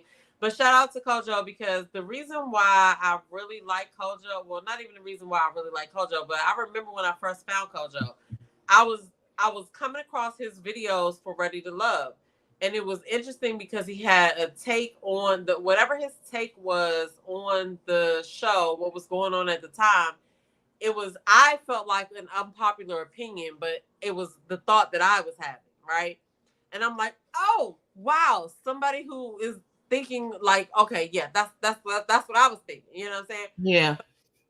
You know, and then when I started watching him doing the interviews, I appreciate how he does his interviews. Now, I'm going to take this time to say like why I really like the interviews as a viewer of Ready to Love and the other reality shows, because I feel like it's missed on some people who just kind of drop into his show and think, you know, why is he asking all these questions and why is this video so long or whatever. Like, if you watch, you know, if you have your favorite content creators that you watch or whatever, you just kind of know how their flow goes, right?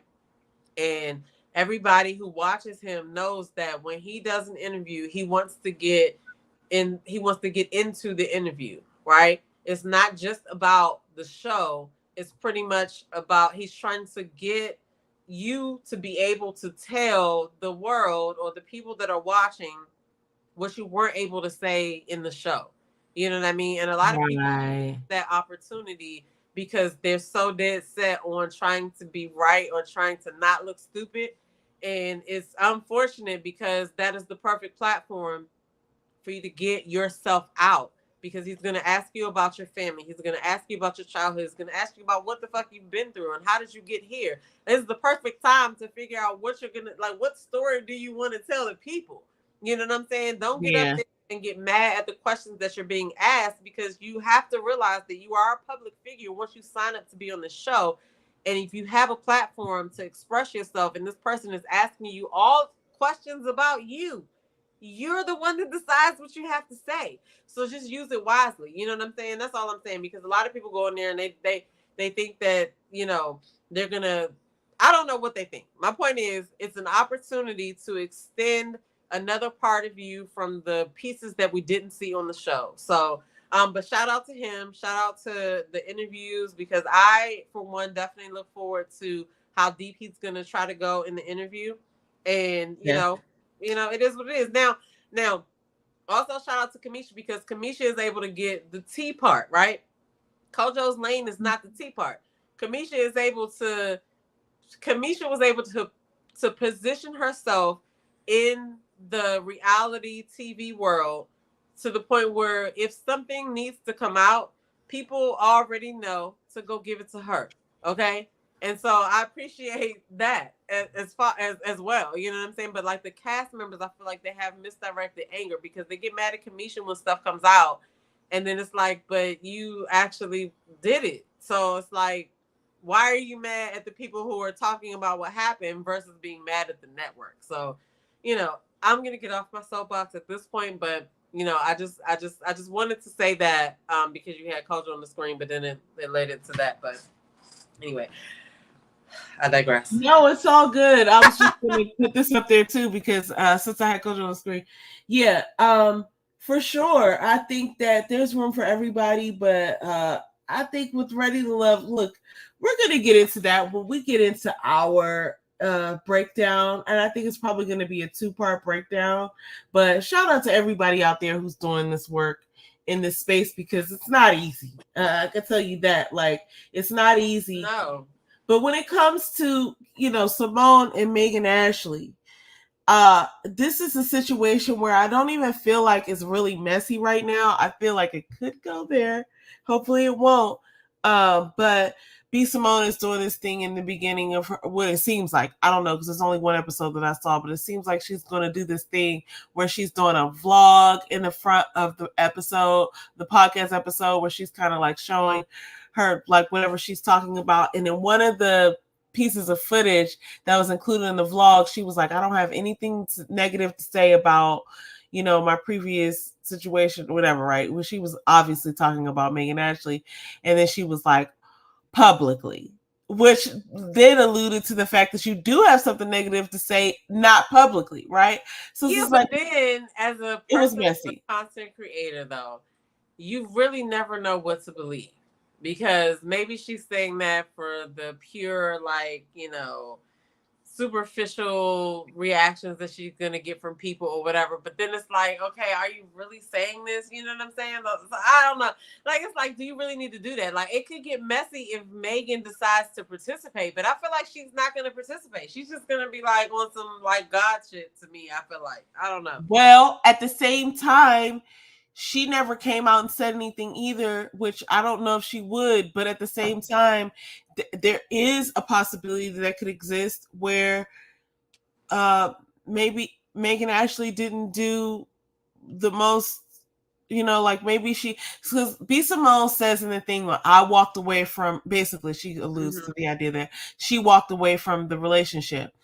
And why would someone do that, right? And then she talks about being betrayed, and then she kind of breaks down, and then we can't understand whether she's talking about Megan Ashley or not. This is all in that first episode, but at the same time, it's like Megan Ashley has not addressed it.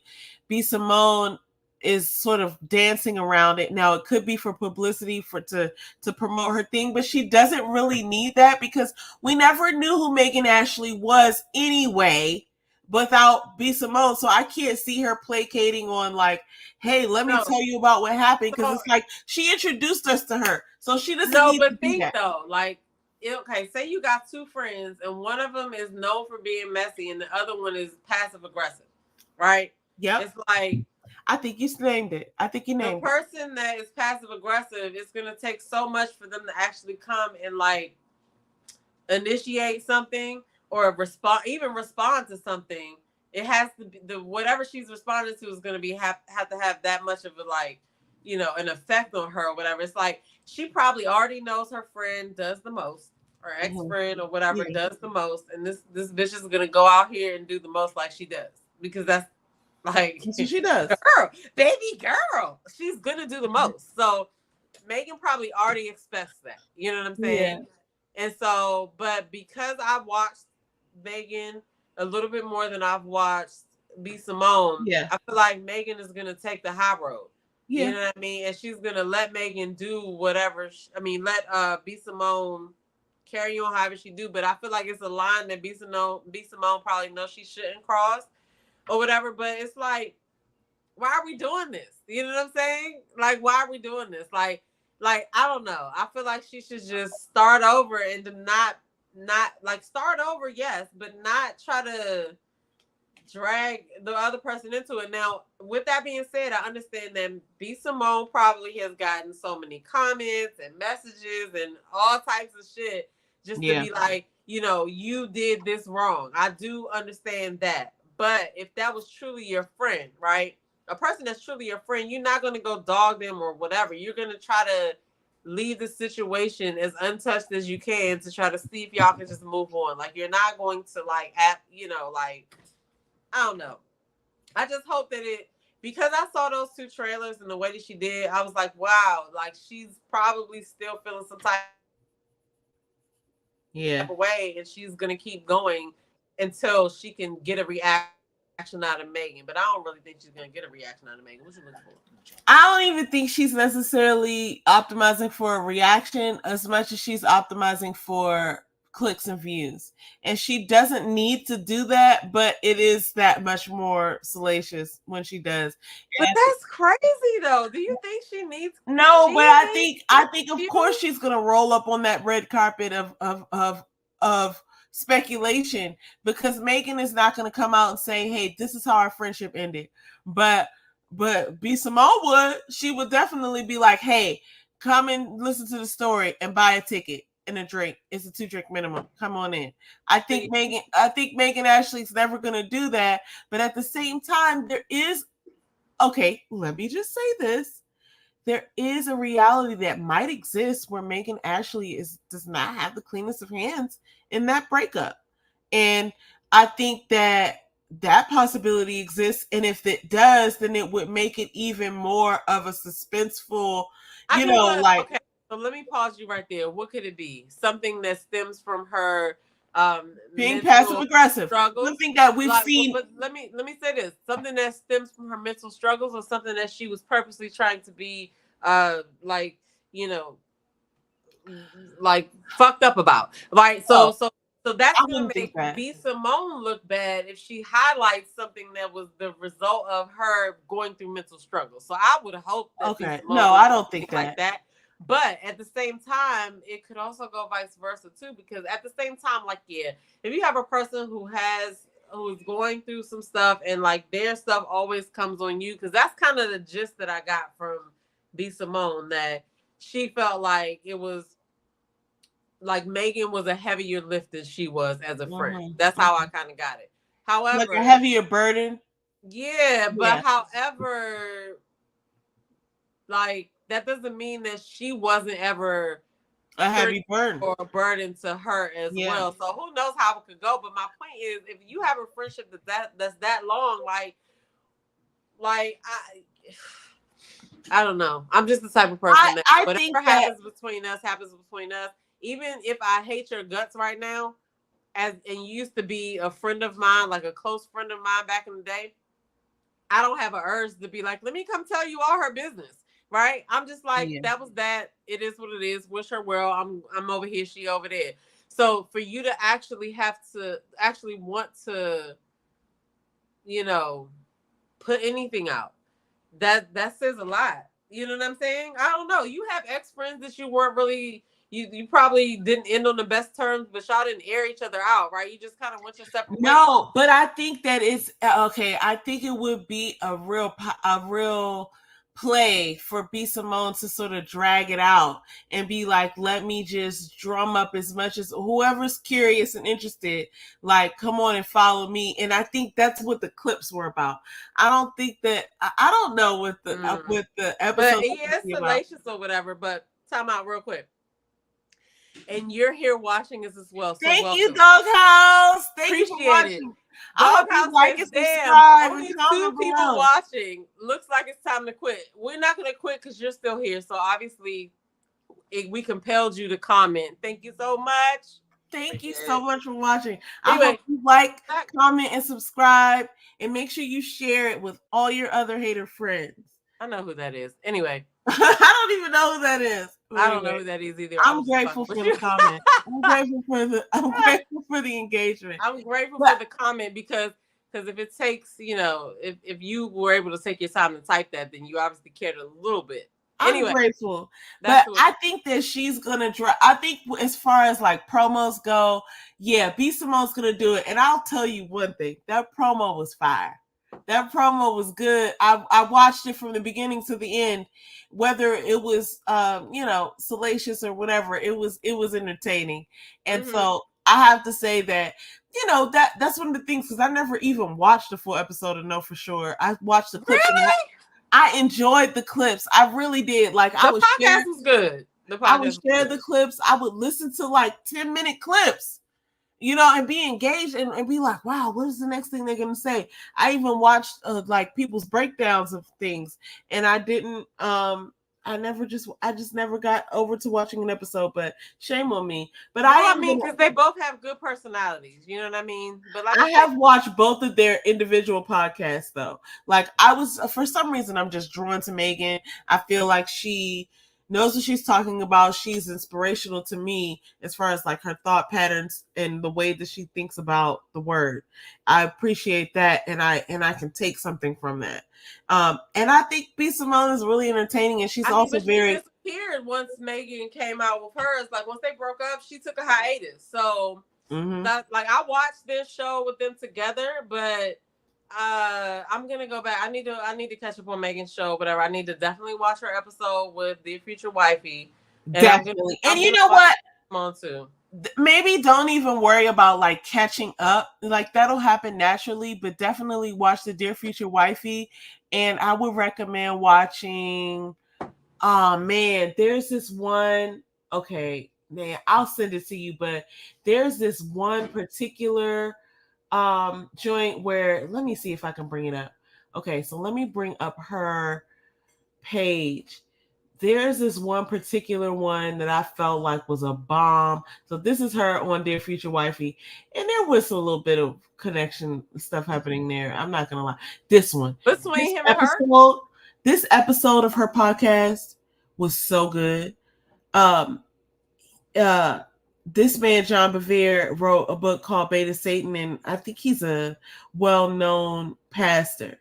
Because I remember his face, but I remember his name, but I don't recall how I encountered him. But like he looked really familiar to me. But as he was speaking to her, it dawned on me, like, even like Latarius from Dear Future Wifey, when you think about, sometimes Megan can come off as a little intense. I'm not gonna lie, she can come off a little intense the way she talks about certain things.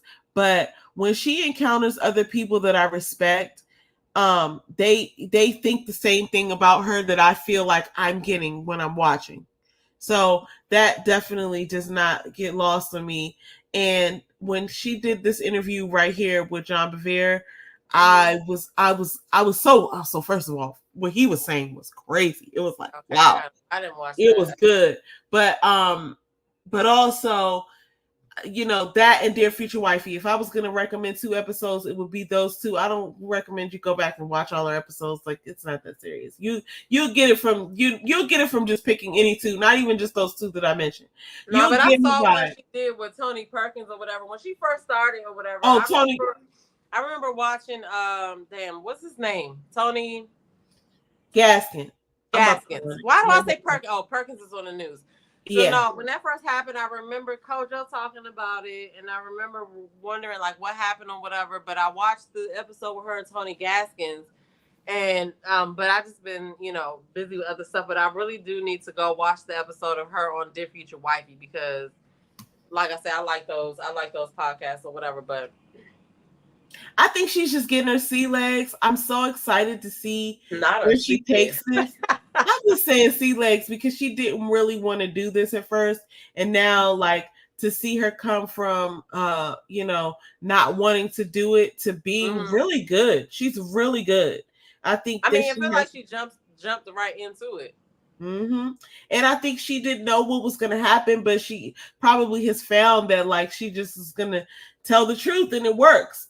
And I mean, she's really good, but at the same time, I think B. Simone is on something completely different, but she's not trash either. Like, it's like I just want to watch them both, and let's just let them both win. But anyway, listen, guys, we got to move on to the next and final topic. We actually had some other topics, but we've been talking so much about these topics. Listen, we got to talk about the Ready to Love. Now, I think we're gonna, we're already an hour and 40 minutes in. I think the people deserve for us to break down this season in 2 episodes, in a 2-part like breakdown. But right now, I want to get your thoughts on what is happening over this reunion, and also a couple of thoughts on different individuals. But I think the people deserve for us to do a 2-part breakdown in depth of the entire season, at least 2 parts, and kind of like thinking about all the cast members. But for right now, what do you think? What do you think, and what do you want to talk about when you think about what has transpired on this season? Well, I don't know if we need a 2-part breakdown, but we can discuss that later. But the thing is, like, how this show started, episode 1, season 1, is so different. Have you watched season 1 yet? I believe so, yeah. Because the way that we, like, where we are now is so crazy, because how do we get here? It's just so crazy. Most of the stuff happens off camera, right? And there was so much that happened this season.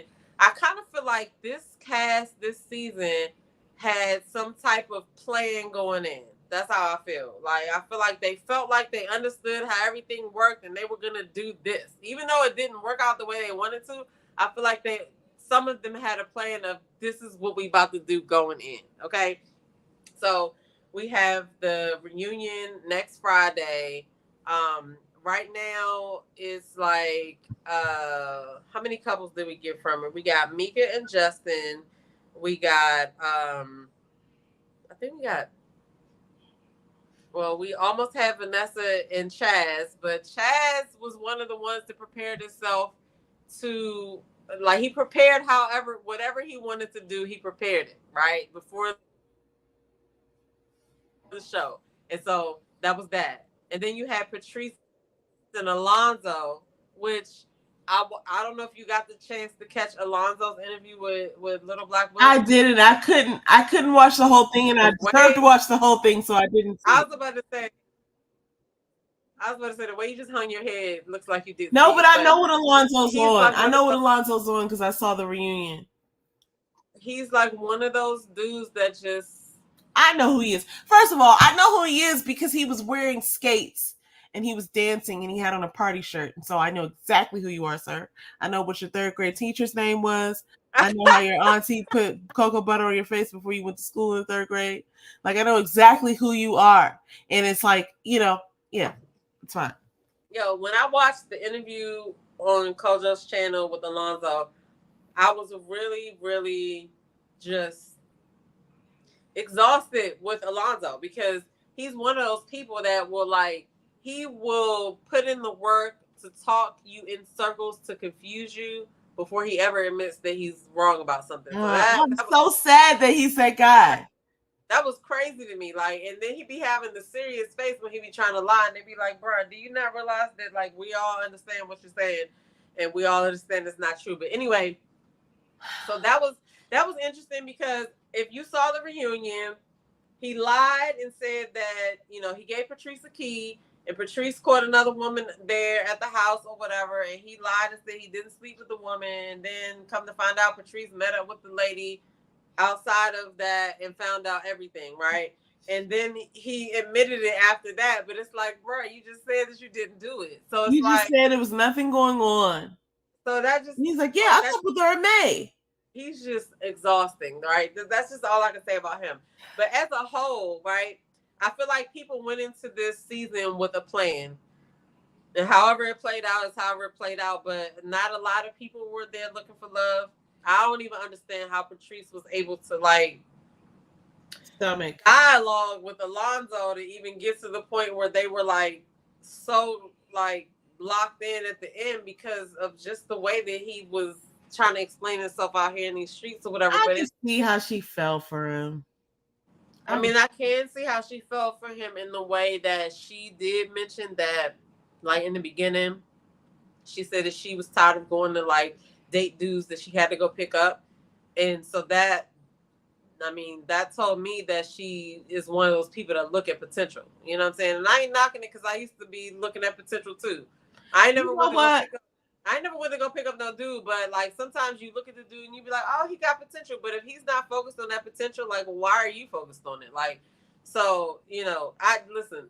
All that played out at the story that she told at the reunion was so ridiculous. I know she felt some type of way from having to repeat it. You feel what I'm saying? Yeah.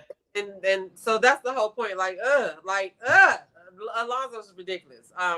But you know.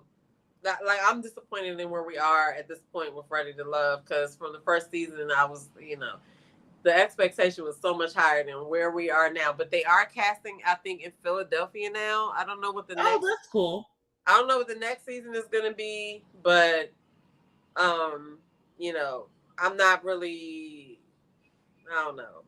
I don't know how I feel about Ready to Love. I don't know how I feel either. And in the last season, we got caught up because it was like the season wasn't really all that I wanted it to be, and we found ourselves in the middle of reviewing it, and it was like, you know, that's what made us sort of like pump the brakes on reviewing seasons. But also, I did like Maya. I liked different people in here, and I feel like Koshia, you know, she had I won't say a storyline, but Koshia and Alexis, I would have liked to see more from, but because things went the way they went, they got voted off. And then, you know, I have to say this. I have a lot to say about LaRon, but I'm not going to say it right now. Patrice and William, this is what happens in real life, by the way, guys. Patrice and William, I felt had a good connection, but here comes Alonzo playing fucking games. And Patrice, okay, so William got voted off because women were like, he had a lot going on, which I guess I do understand because I remember a couple seasons ago, maybe Miami, there was a young lady who kept crying, and I felt like she had a lot of things she was dealing with. She kept crying. They kept showing it on camera. I don't know if she kept crying for real, but I remember thinking to myself, like, she needs to really go and take care of herself and her family and not be on the show. And, you know, that kind of came to mind when people started talking about William, because I don't know exactly, like, I know he had some issues with his dad, and he was trying to, I think he was trying to do, I don't remember. I might be mixing him up with somebody else. I thought. No, I feel what you're saying. I feel what you're saying. It's like the people, like, first of all, we are getting the storyline that the network wants us to see, right? They're not, the show is not scripted, but they do place them where they want to place them and kind of repeat stuff that they want them to talk about and say, right? So there is a bit of that going on. However, the reactions are probably real, which is why I can go back to the Koshia and Alonzo conversation, and I totally feel why she got up and walked out because of how he is, how I've seen him like beat a dead horse and try to like find the loophole in any argument or whatever. Like, it's just ridiculous. But you know, like, we have to remember that it is still for entertainment, and a lot of stuff we're missing. If we are shown something, it's because they want us to see it for a certain reason, because it's going to make us make a certain judgment. But a lot of times we might find ourselves on the other end of the show realizing that shit that we thought was happening wasn't even happening because of what was kept out. So, like, they have hours and hours of footage, especially at the reunion. They have at least probably 10 hours of footage. I know it's more than 10 hours, but they probably at least filmed for 10 hours that day. And then they put it together in an hour show for us. So we don't really know where things were placed, what was said in the background. A lot of things happened this season off camera. So you know, there's a lot of drama about that. Alexis had a video, interview with Little Black Book last night. Yeah. And at the end, she decided to ask Kojo some questions because she wanted to know if he was a therapist. And, you know, a lot of people, I guess, you know, it's something if you are just coming onto somebody's YouTube channel and you've maybe watched 3, 5, maybe you've watched 10 shows, right? But if you haven't been watching them for a long time, you really are not in a position to kind of judge what kind of content or what kind of patterns they have, because there's a whole bunch of videos on that channel, right? And so she the way she questioned him made me think that she really hadn't watched him like she maybe thought she had in her head. I don't know. She tried to say she didn't, but the way she was asking the questions, it was just like, okay, you know, you're asking him questions about if he's a therapist and this, that, and the other, but you're exhibiting the behavior that was discussed. So it's like, okay, you know, like I understand the cast frustration because there's all these people out here talking about the show that you were on. But you have to realize that your frustration really should be with the people who presented the side of you that we saw. We have nothing to do with that. So that's just my whole spiel about that. But That's true. I have 5%, so I'm gonna just Dude, look, we have so much to talk about. We're going to have to talk about this more in depth because I really want to talk about each individual character and character. I'm so sorry, guys. Each individual cast member. You said it right. You said it right. Freudian slip, everybody. I want to talk about each individual cast member and how their relationships sort of they indicate other things, but I really do appreciate these and other shows like this for like sort of surfacing personality traits and things that we should discuss in our communities, in our relationships, like in our lives, like because some people they are who they are, and it's not like you're gonna encounter this person in dating. Maybe you are the cousin of somebody like this, or you know, like I think it's really interesting to sort of process these sort of things together. It's not like judgment, but it's just assessing and like understanding and like putting things together, like understanding, like, oh, that's what that means, or when someone says that, you know what I mean, like yeah. so I look forward to really going in depth, and like you said, maybe it won't be a 2-parter, but I have so many things I want to go through some of the episodes, and I know you already did that, but I want to talk to you about some of the things I always that have more to say. Like there was so much chaos for the reunion part 1. I mean, and then along the episodes, there were so many things that, you know, kind of happened or whatever. Like meanwhile, like I try to keep up with what's going on off camera. You know what I'm saying? Because a lot of times the cast members show up over at the meetings and they offer different stuff. Like for instance, I'll take this moment to share what Chaz said. Chaz said that when he gave Vanessa the flowers, the sunflowers were alive. It was the rose that he let die that he kept, right? That he threw in the water. But so sometimes they offer more information. Sometimes they come on a panel and they, you know, they plead whatever their case is. And I'm not saying plead their cases if everybody needs to plead their case, but they say whatever they need to say. And, you know, as a viewer, we can only go off of what we see on the TV, right? So I, for one, do my due diligence and try to go around and see what people are actually saying, like for themselves. But everybody doesn't do that. So I feel like the cast just needs to kind of, you know, understand that we don't really, obviously we don't know everything. We're going to get what the network shows us, but also everybody's not going to go and look for extra information. So if you want to get more about yourself out there, you really should use those interviews post show or during the show or whatever to get your story out there and what you want to say. But right now it seems like they're using it to like combat the people that are talking about them, which is counterproductive because the people that are talking about the show are trying to help the show, right? So if a person is telling you that they want you to come on their platform so you can have an interview,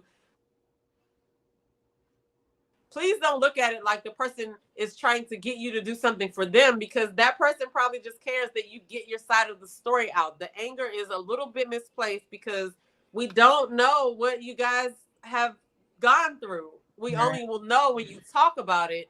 And the agreement was made between the cast member in the network, if we don't know, we can only go when we're shown. Like, you have to use those interviews to come out and get the rest of your information out, or you run the risk of nobody really even caring anyway. You can just, leave it alone. But I feel like the anger is misplaced. So that's why I said that, because a lot of them get mad at the people who are talking about the show instead of being like, this person doesn't really know. So, but why am I not the person the network who spun the narrative? Like, hello, and so that's another thing that I want to get into when we break this down. But yeah, I think it's because they're just attacking the one that's most accessible. Like, so the way I've seen this go, and I haven't even watched Crystal XO for a while. I don't even know if she's putting out videos this season.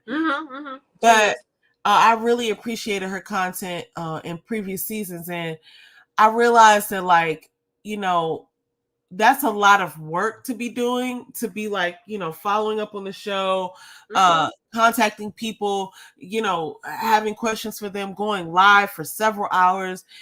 People like Kamisha, people like Crystal XO, Kojo and others. It's like, it's a lot of work. And by the time, so we see how it goes, where it's just like the show is airing and it's like the cast members are being sort of prodded to like, hey, come on this show, come on that show. It's like promoting the show. It's getting your name out there, whatever you're doing, whatever your platform is.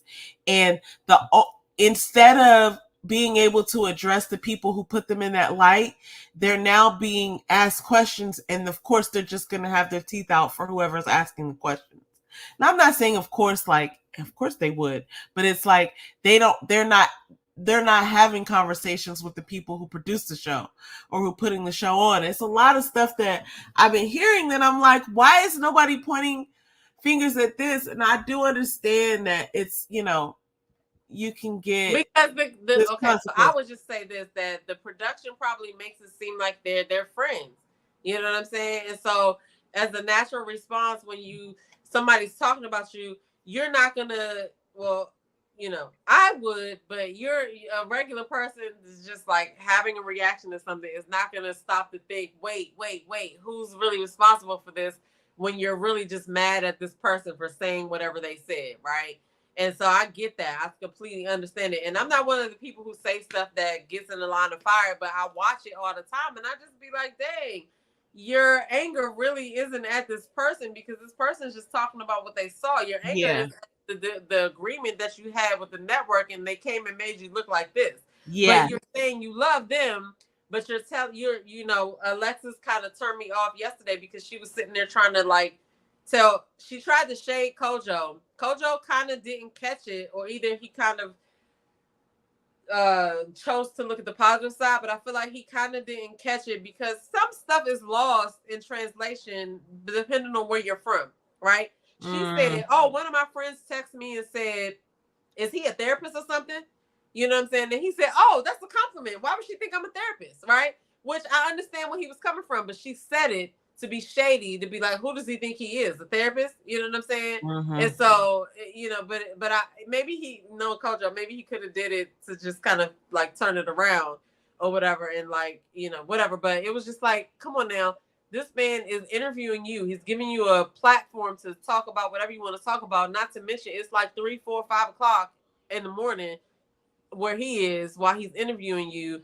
And here you are talking about, oh, well, yeah, well, maybe you should just keep your day job or whatever. Like, have you watched the videos? And then, like I said, a person who comes on his show says that, oh, I watch these videos, you normally do this or whatever. You haven't probably watched 10 videos. And if you haven't watched at least 10 videos, you really don't have an assumption of how everything goes. You just feel like, what I feel like is, previous cast was like, oh, he's going to try to analyze you, and he's going to try to do this, he's going to try to do that. And then some people come on there thinking they're going to circumvent the whole thing. And it's like, this isn't your lane. You don't know what you're doing, and you end up showing your own self. So that's what happened last night.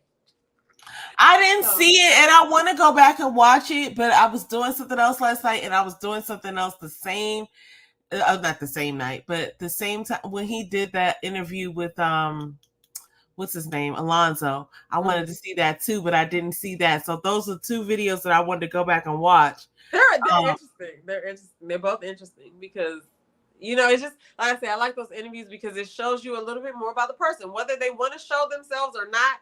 How they handle that interview shows a lot about them. Yeah. Just you can tell the people who come on thinking, "Oh, I'm about to tell him," or "I'm about to." Yeah. Instead of just being like, "I was on the show," which I want to know, right? You can Yep. decide to say whatever you want to say, but you don't have to be a dick about it. And so you're not defending yourself. It's like you're here to be interviewed. You're here to talk about your experience. And listen, if you're smart, you've got something to sell. You know what I mean? Even if you don't have something to sell, you're there to sell fill in the missing pieces. Like, so that that's true. I don't want to make it sound like that. Yeah, it's lost on so many people, and they leave there thinking that, like, the way that they do, like how she did last night, I'm pretty sure she thought she was doing something, but it was like, lady, you were on a TV show. People want to know more about you. Use this to tell the people what you want them to know. Don't use it to show how much of a bitch you can be or how much of a dick you can be or whatever the case may be. Like, it's maybe just that wasn't even her intention. Maybe that just came out. Maybe she was just trying to defend herself, which is not what it's for. Did you watch it? No. I'm just saying, like, for what you said, it sounds like she was, probably being defensive, which I've seen a lot of people be after this show. Yeah. And so I haven't watched it, and I'm not, taking up for either side, but I'm saying that, like, it doesn't seem like it would serve her to be that sort of way. But what could have come across is her being defensive if she was like certain people I've seen in the past. It's like, dude, you're on a show. Of course we're going to have questions. Of course we're going to ask you things. And if you're putting off something that's not appealing, then you missed the point, right? Like, you missed the opportunity. You did not understand the assignment. You know what I mean? So if that's what happened, I'm going to go back and watch it for sure. But if that's what happened, that's unfortunate because, a lot of these people, my first time, here's the thing. I'm not gonna lie.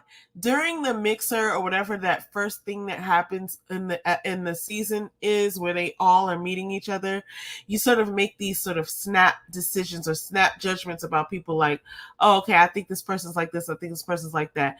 A lot of times I'm wrong. A lot of times the people who even go home in that first episode, it's like, it's so odd to me because it's like you just see their face and you don't get to understand like about their personality or who they are, and the next thing you know, they're gone.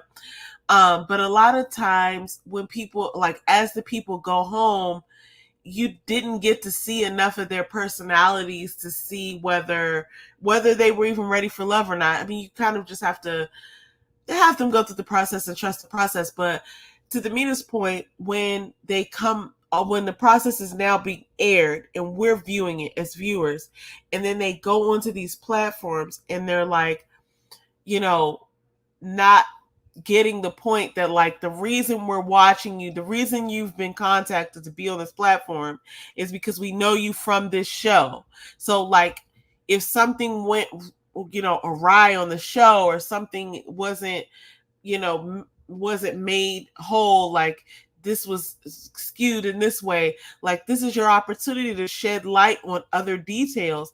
But it's not meant to go at the interviewer. It's not meant to say, like, oh, well, you don't know what I went through. It's like, well, show me, tell me what you went through. It's not about you defending yourself. It's about, well, okay, we're all watching the show and we wouldn't know who you were unless you were on this show, and this person wouldn't have reached out to you for an interview on their platform if you weren't on this show. So it's like, if you go into, what the basically what I'm saying is, the best thing for you to do is to explain what was misrepresented on the show, if that were the case, rather than to say, to, like you said, like, go against the interviewer. I mean, because my thing is, yeah, you're right. But my thing with Alexis last night was that at the end, she was like, well, since you asked me all these questions, can I ask you some questions? And the first question, and I feel like the only question she asked was he the therapist? And she said that one of her friends texted her and said that she thought she asked. But my point was that was not a question of substance, right?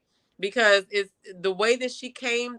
Well, the way she came about it, it kind of ended up seeming like she just was trying to discredit him and try to say, oh well, like what right do you have to ask these questions? But you agreed to the interview, so it's not his fault if you feel like he needs to have some credentials to ask you about your time on the show. But again, like I said, when you watch these interviews, like I said, it's a chance for people to explain more the story, but a lot of times they have another thought. Yeah.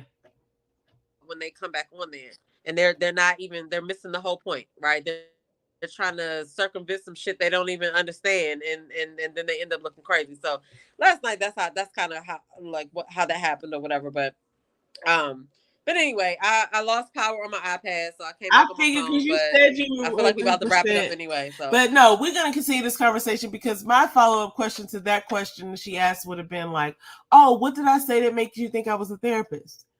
Well, he did ask that. Oh, he did. He did ask that. He said that was a compliment. Like, what? Why would she ask that question? Or what would she? He first asked her, "What would you say? Why would you think that?" And she said her friend said it or whatever. And then it was that. But it was just like she didn't really have a reason because she was trying to be shady.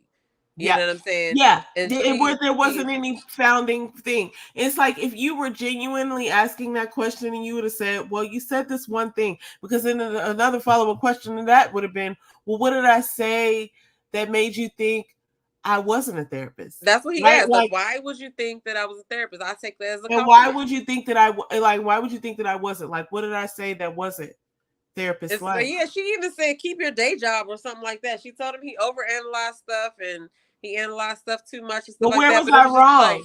Where was I wrong though? But the thing is, huh? I was getting ready to say, where was I wrong? Not him, not me, but him. No, like that's what I would have like. And maybe I'm getting a little defensive on the part of like somebody who's just making like assessments, because it's like at the end of the day, you're coming on a show that we're all watching. We've already been watching this before you decided to sign up. So we've watched 9 or 10 seasons before now. And that's what I said in one of my videos. Like, the people who watch Ready to Love faithfully, we know something that the cast or the majority of the cast just doesn't know. And that is that, at the end of the day, Owen is going to make you look crazy before we make you look crazy. We're only talking about the shit that we see on TV. So, that's why I can't really wrap my mind around like them getting mad at people who reviewed the show because we didn't put it out there. So it's just like kind of crazy to me. But it's like taking somebody like Kojo, for instance, like he's actually having civil conversations that spark real conversations in other parts of life, right? Yeah, for sure. But for you to focus on, I'm about to do this interview, and he be trying to get everybody, he be trying to analyze everybody. Okay, I'm gonna go in there and I'm gonna do this. That's kind of how I be feeling like in the last few interviews that he had, like people just weren't trying to let him do him. It's just, I don't know. It just makes them look even crazier to me because it's like, what do you want to happen? Like, people can ask you questions about just the show, but I feel like everybody has their lane, and he actually does a very good job at delving into other things that may be present in your dating life. Because let's just face it, if you're going on a TV show to date, either you're looking for an opportunity or you really want a different situation to date in because everything else you're doing is not working. So for you to then turn around and be like, I don't know. It's just wild to me. But anyway, I digress. My iPad died. I'm back on my phone, and I guess we need to wrap this thing up here. Yeah, we're gonna wrap it up, guys. This has been another amazing episode of D City Life Sisters. We thank you all for joining us. And we're so grateful, and we're gonna be back next week with whatever happens on the internet. And at some point, because we still didn't talk about everything.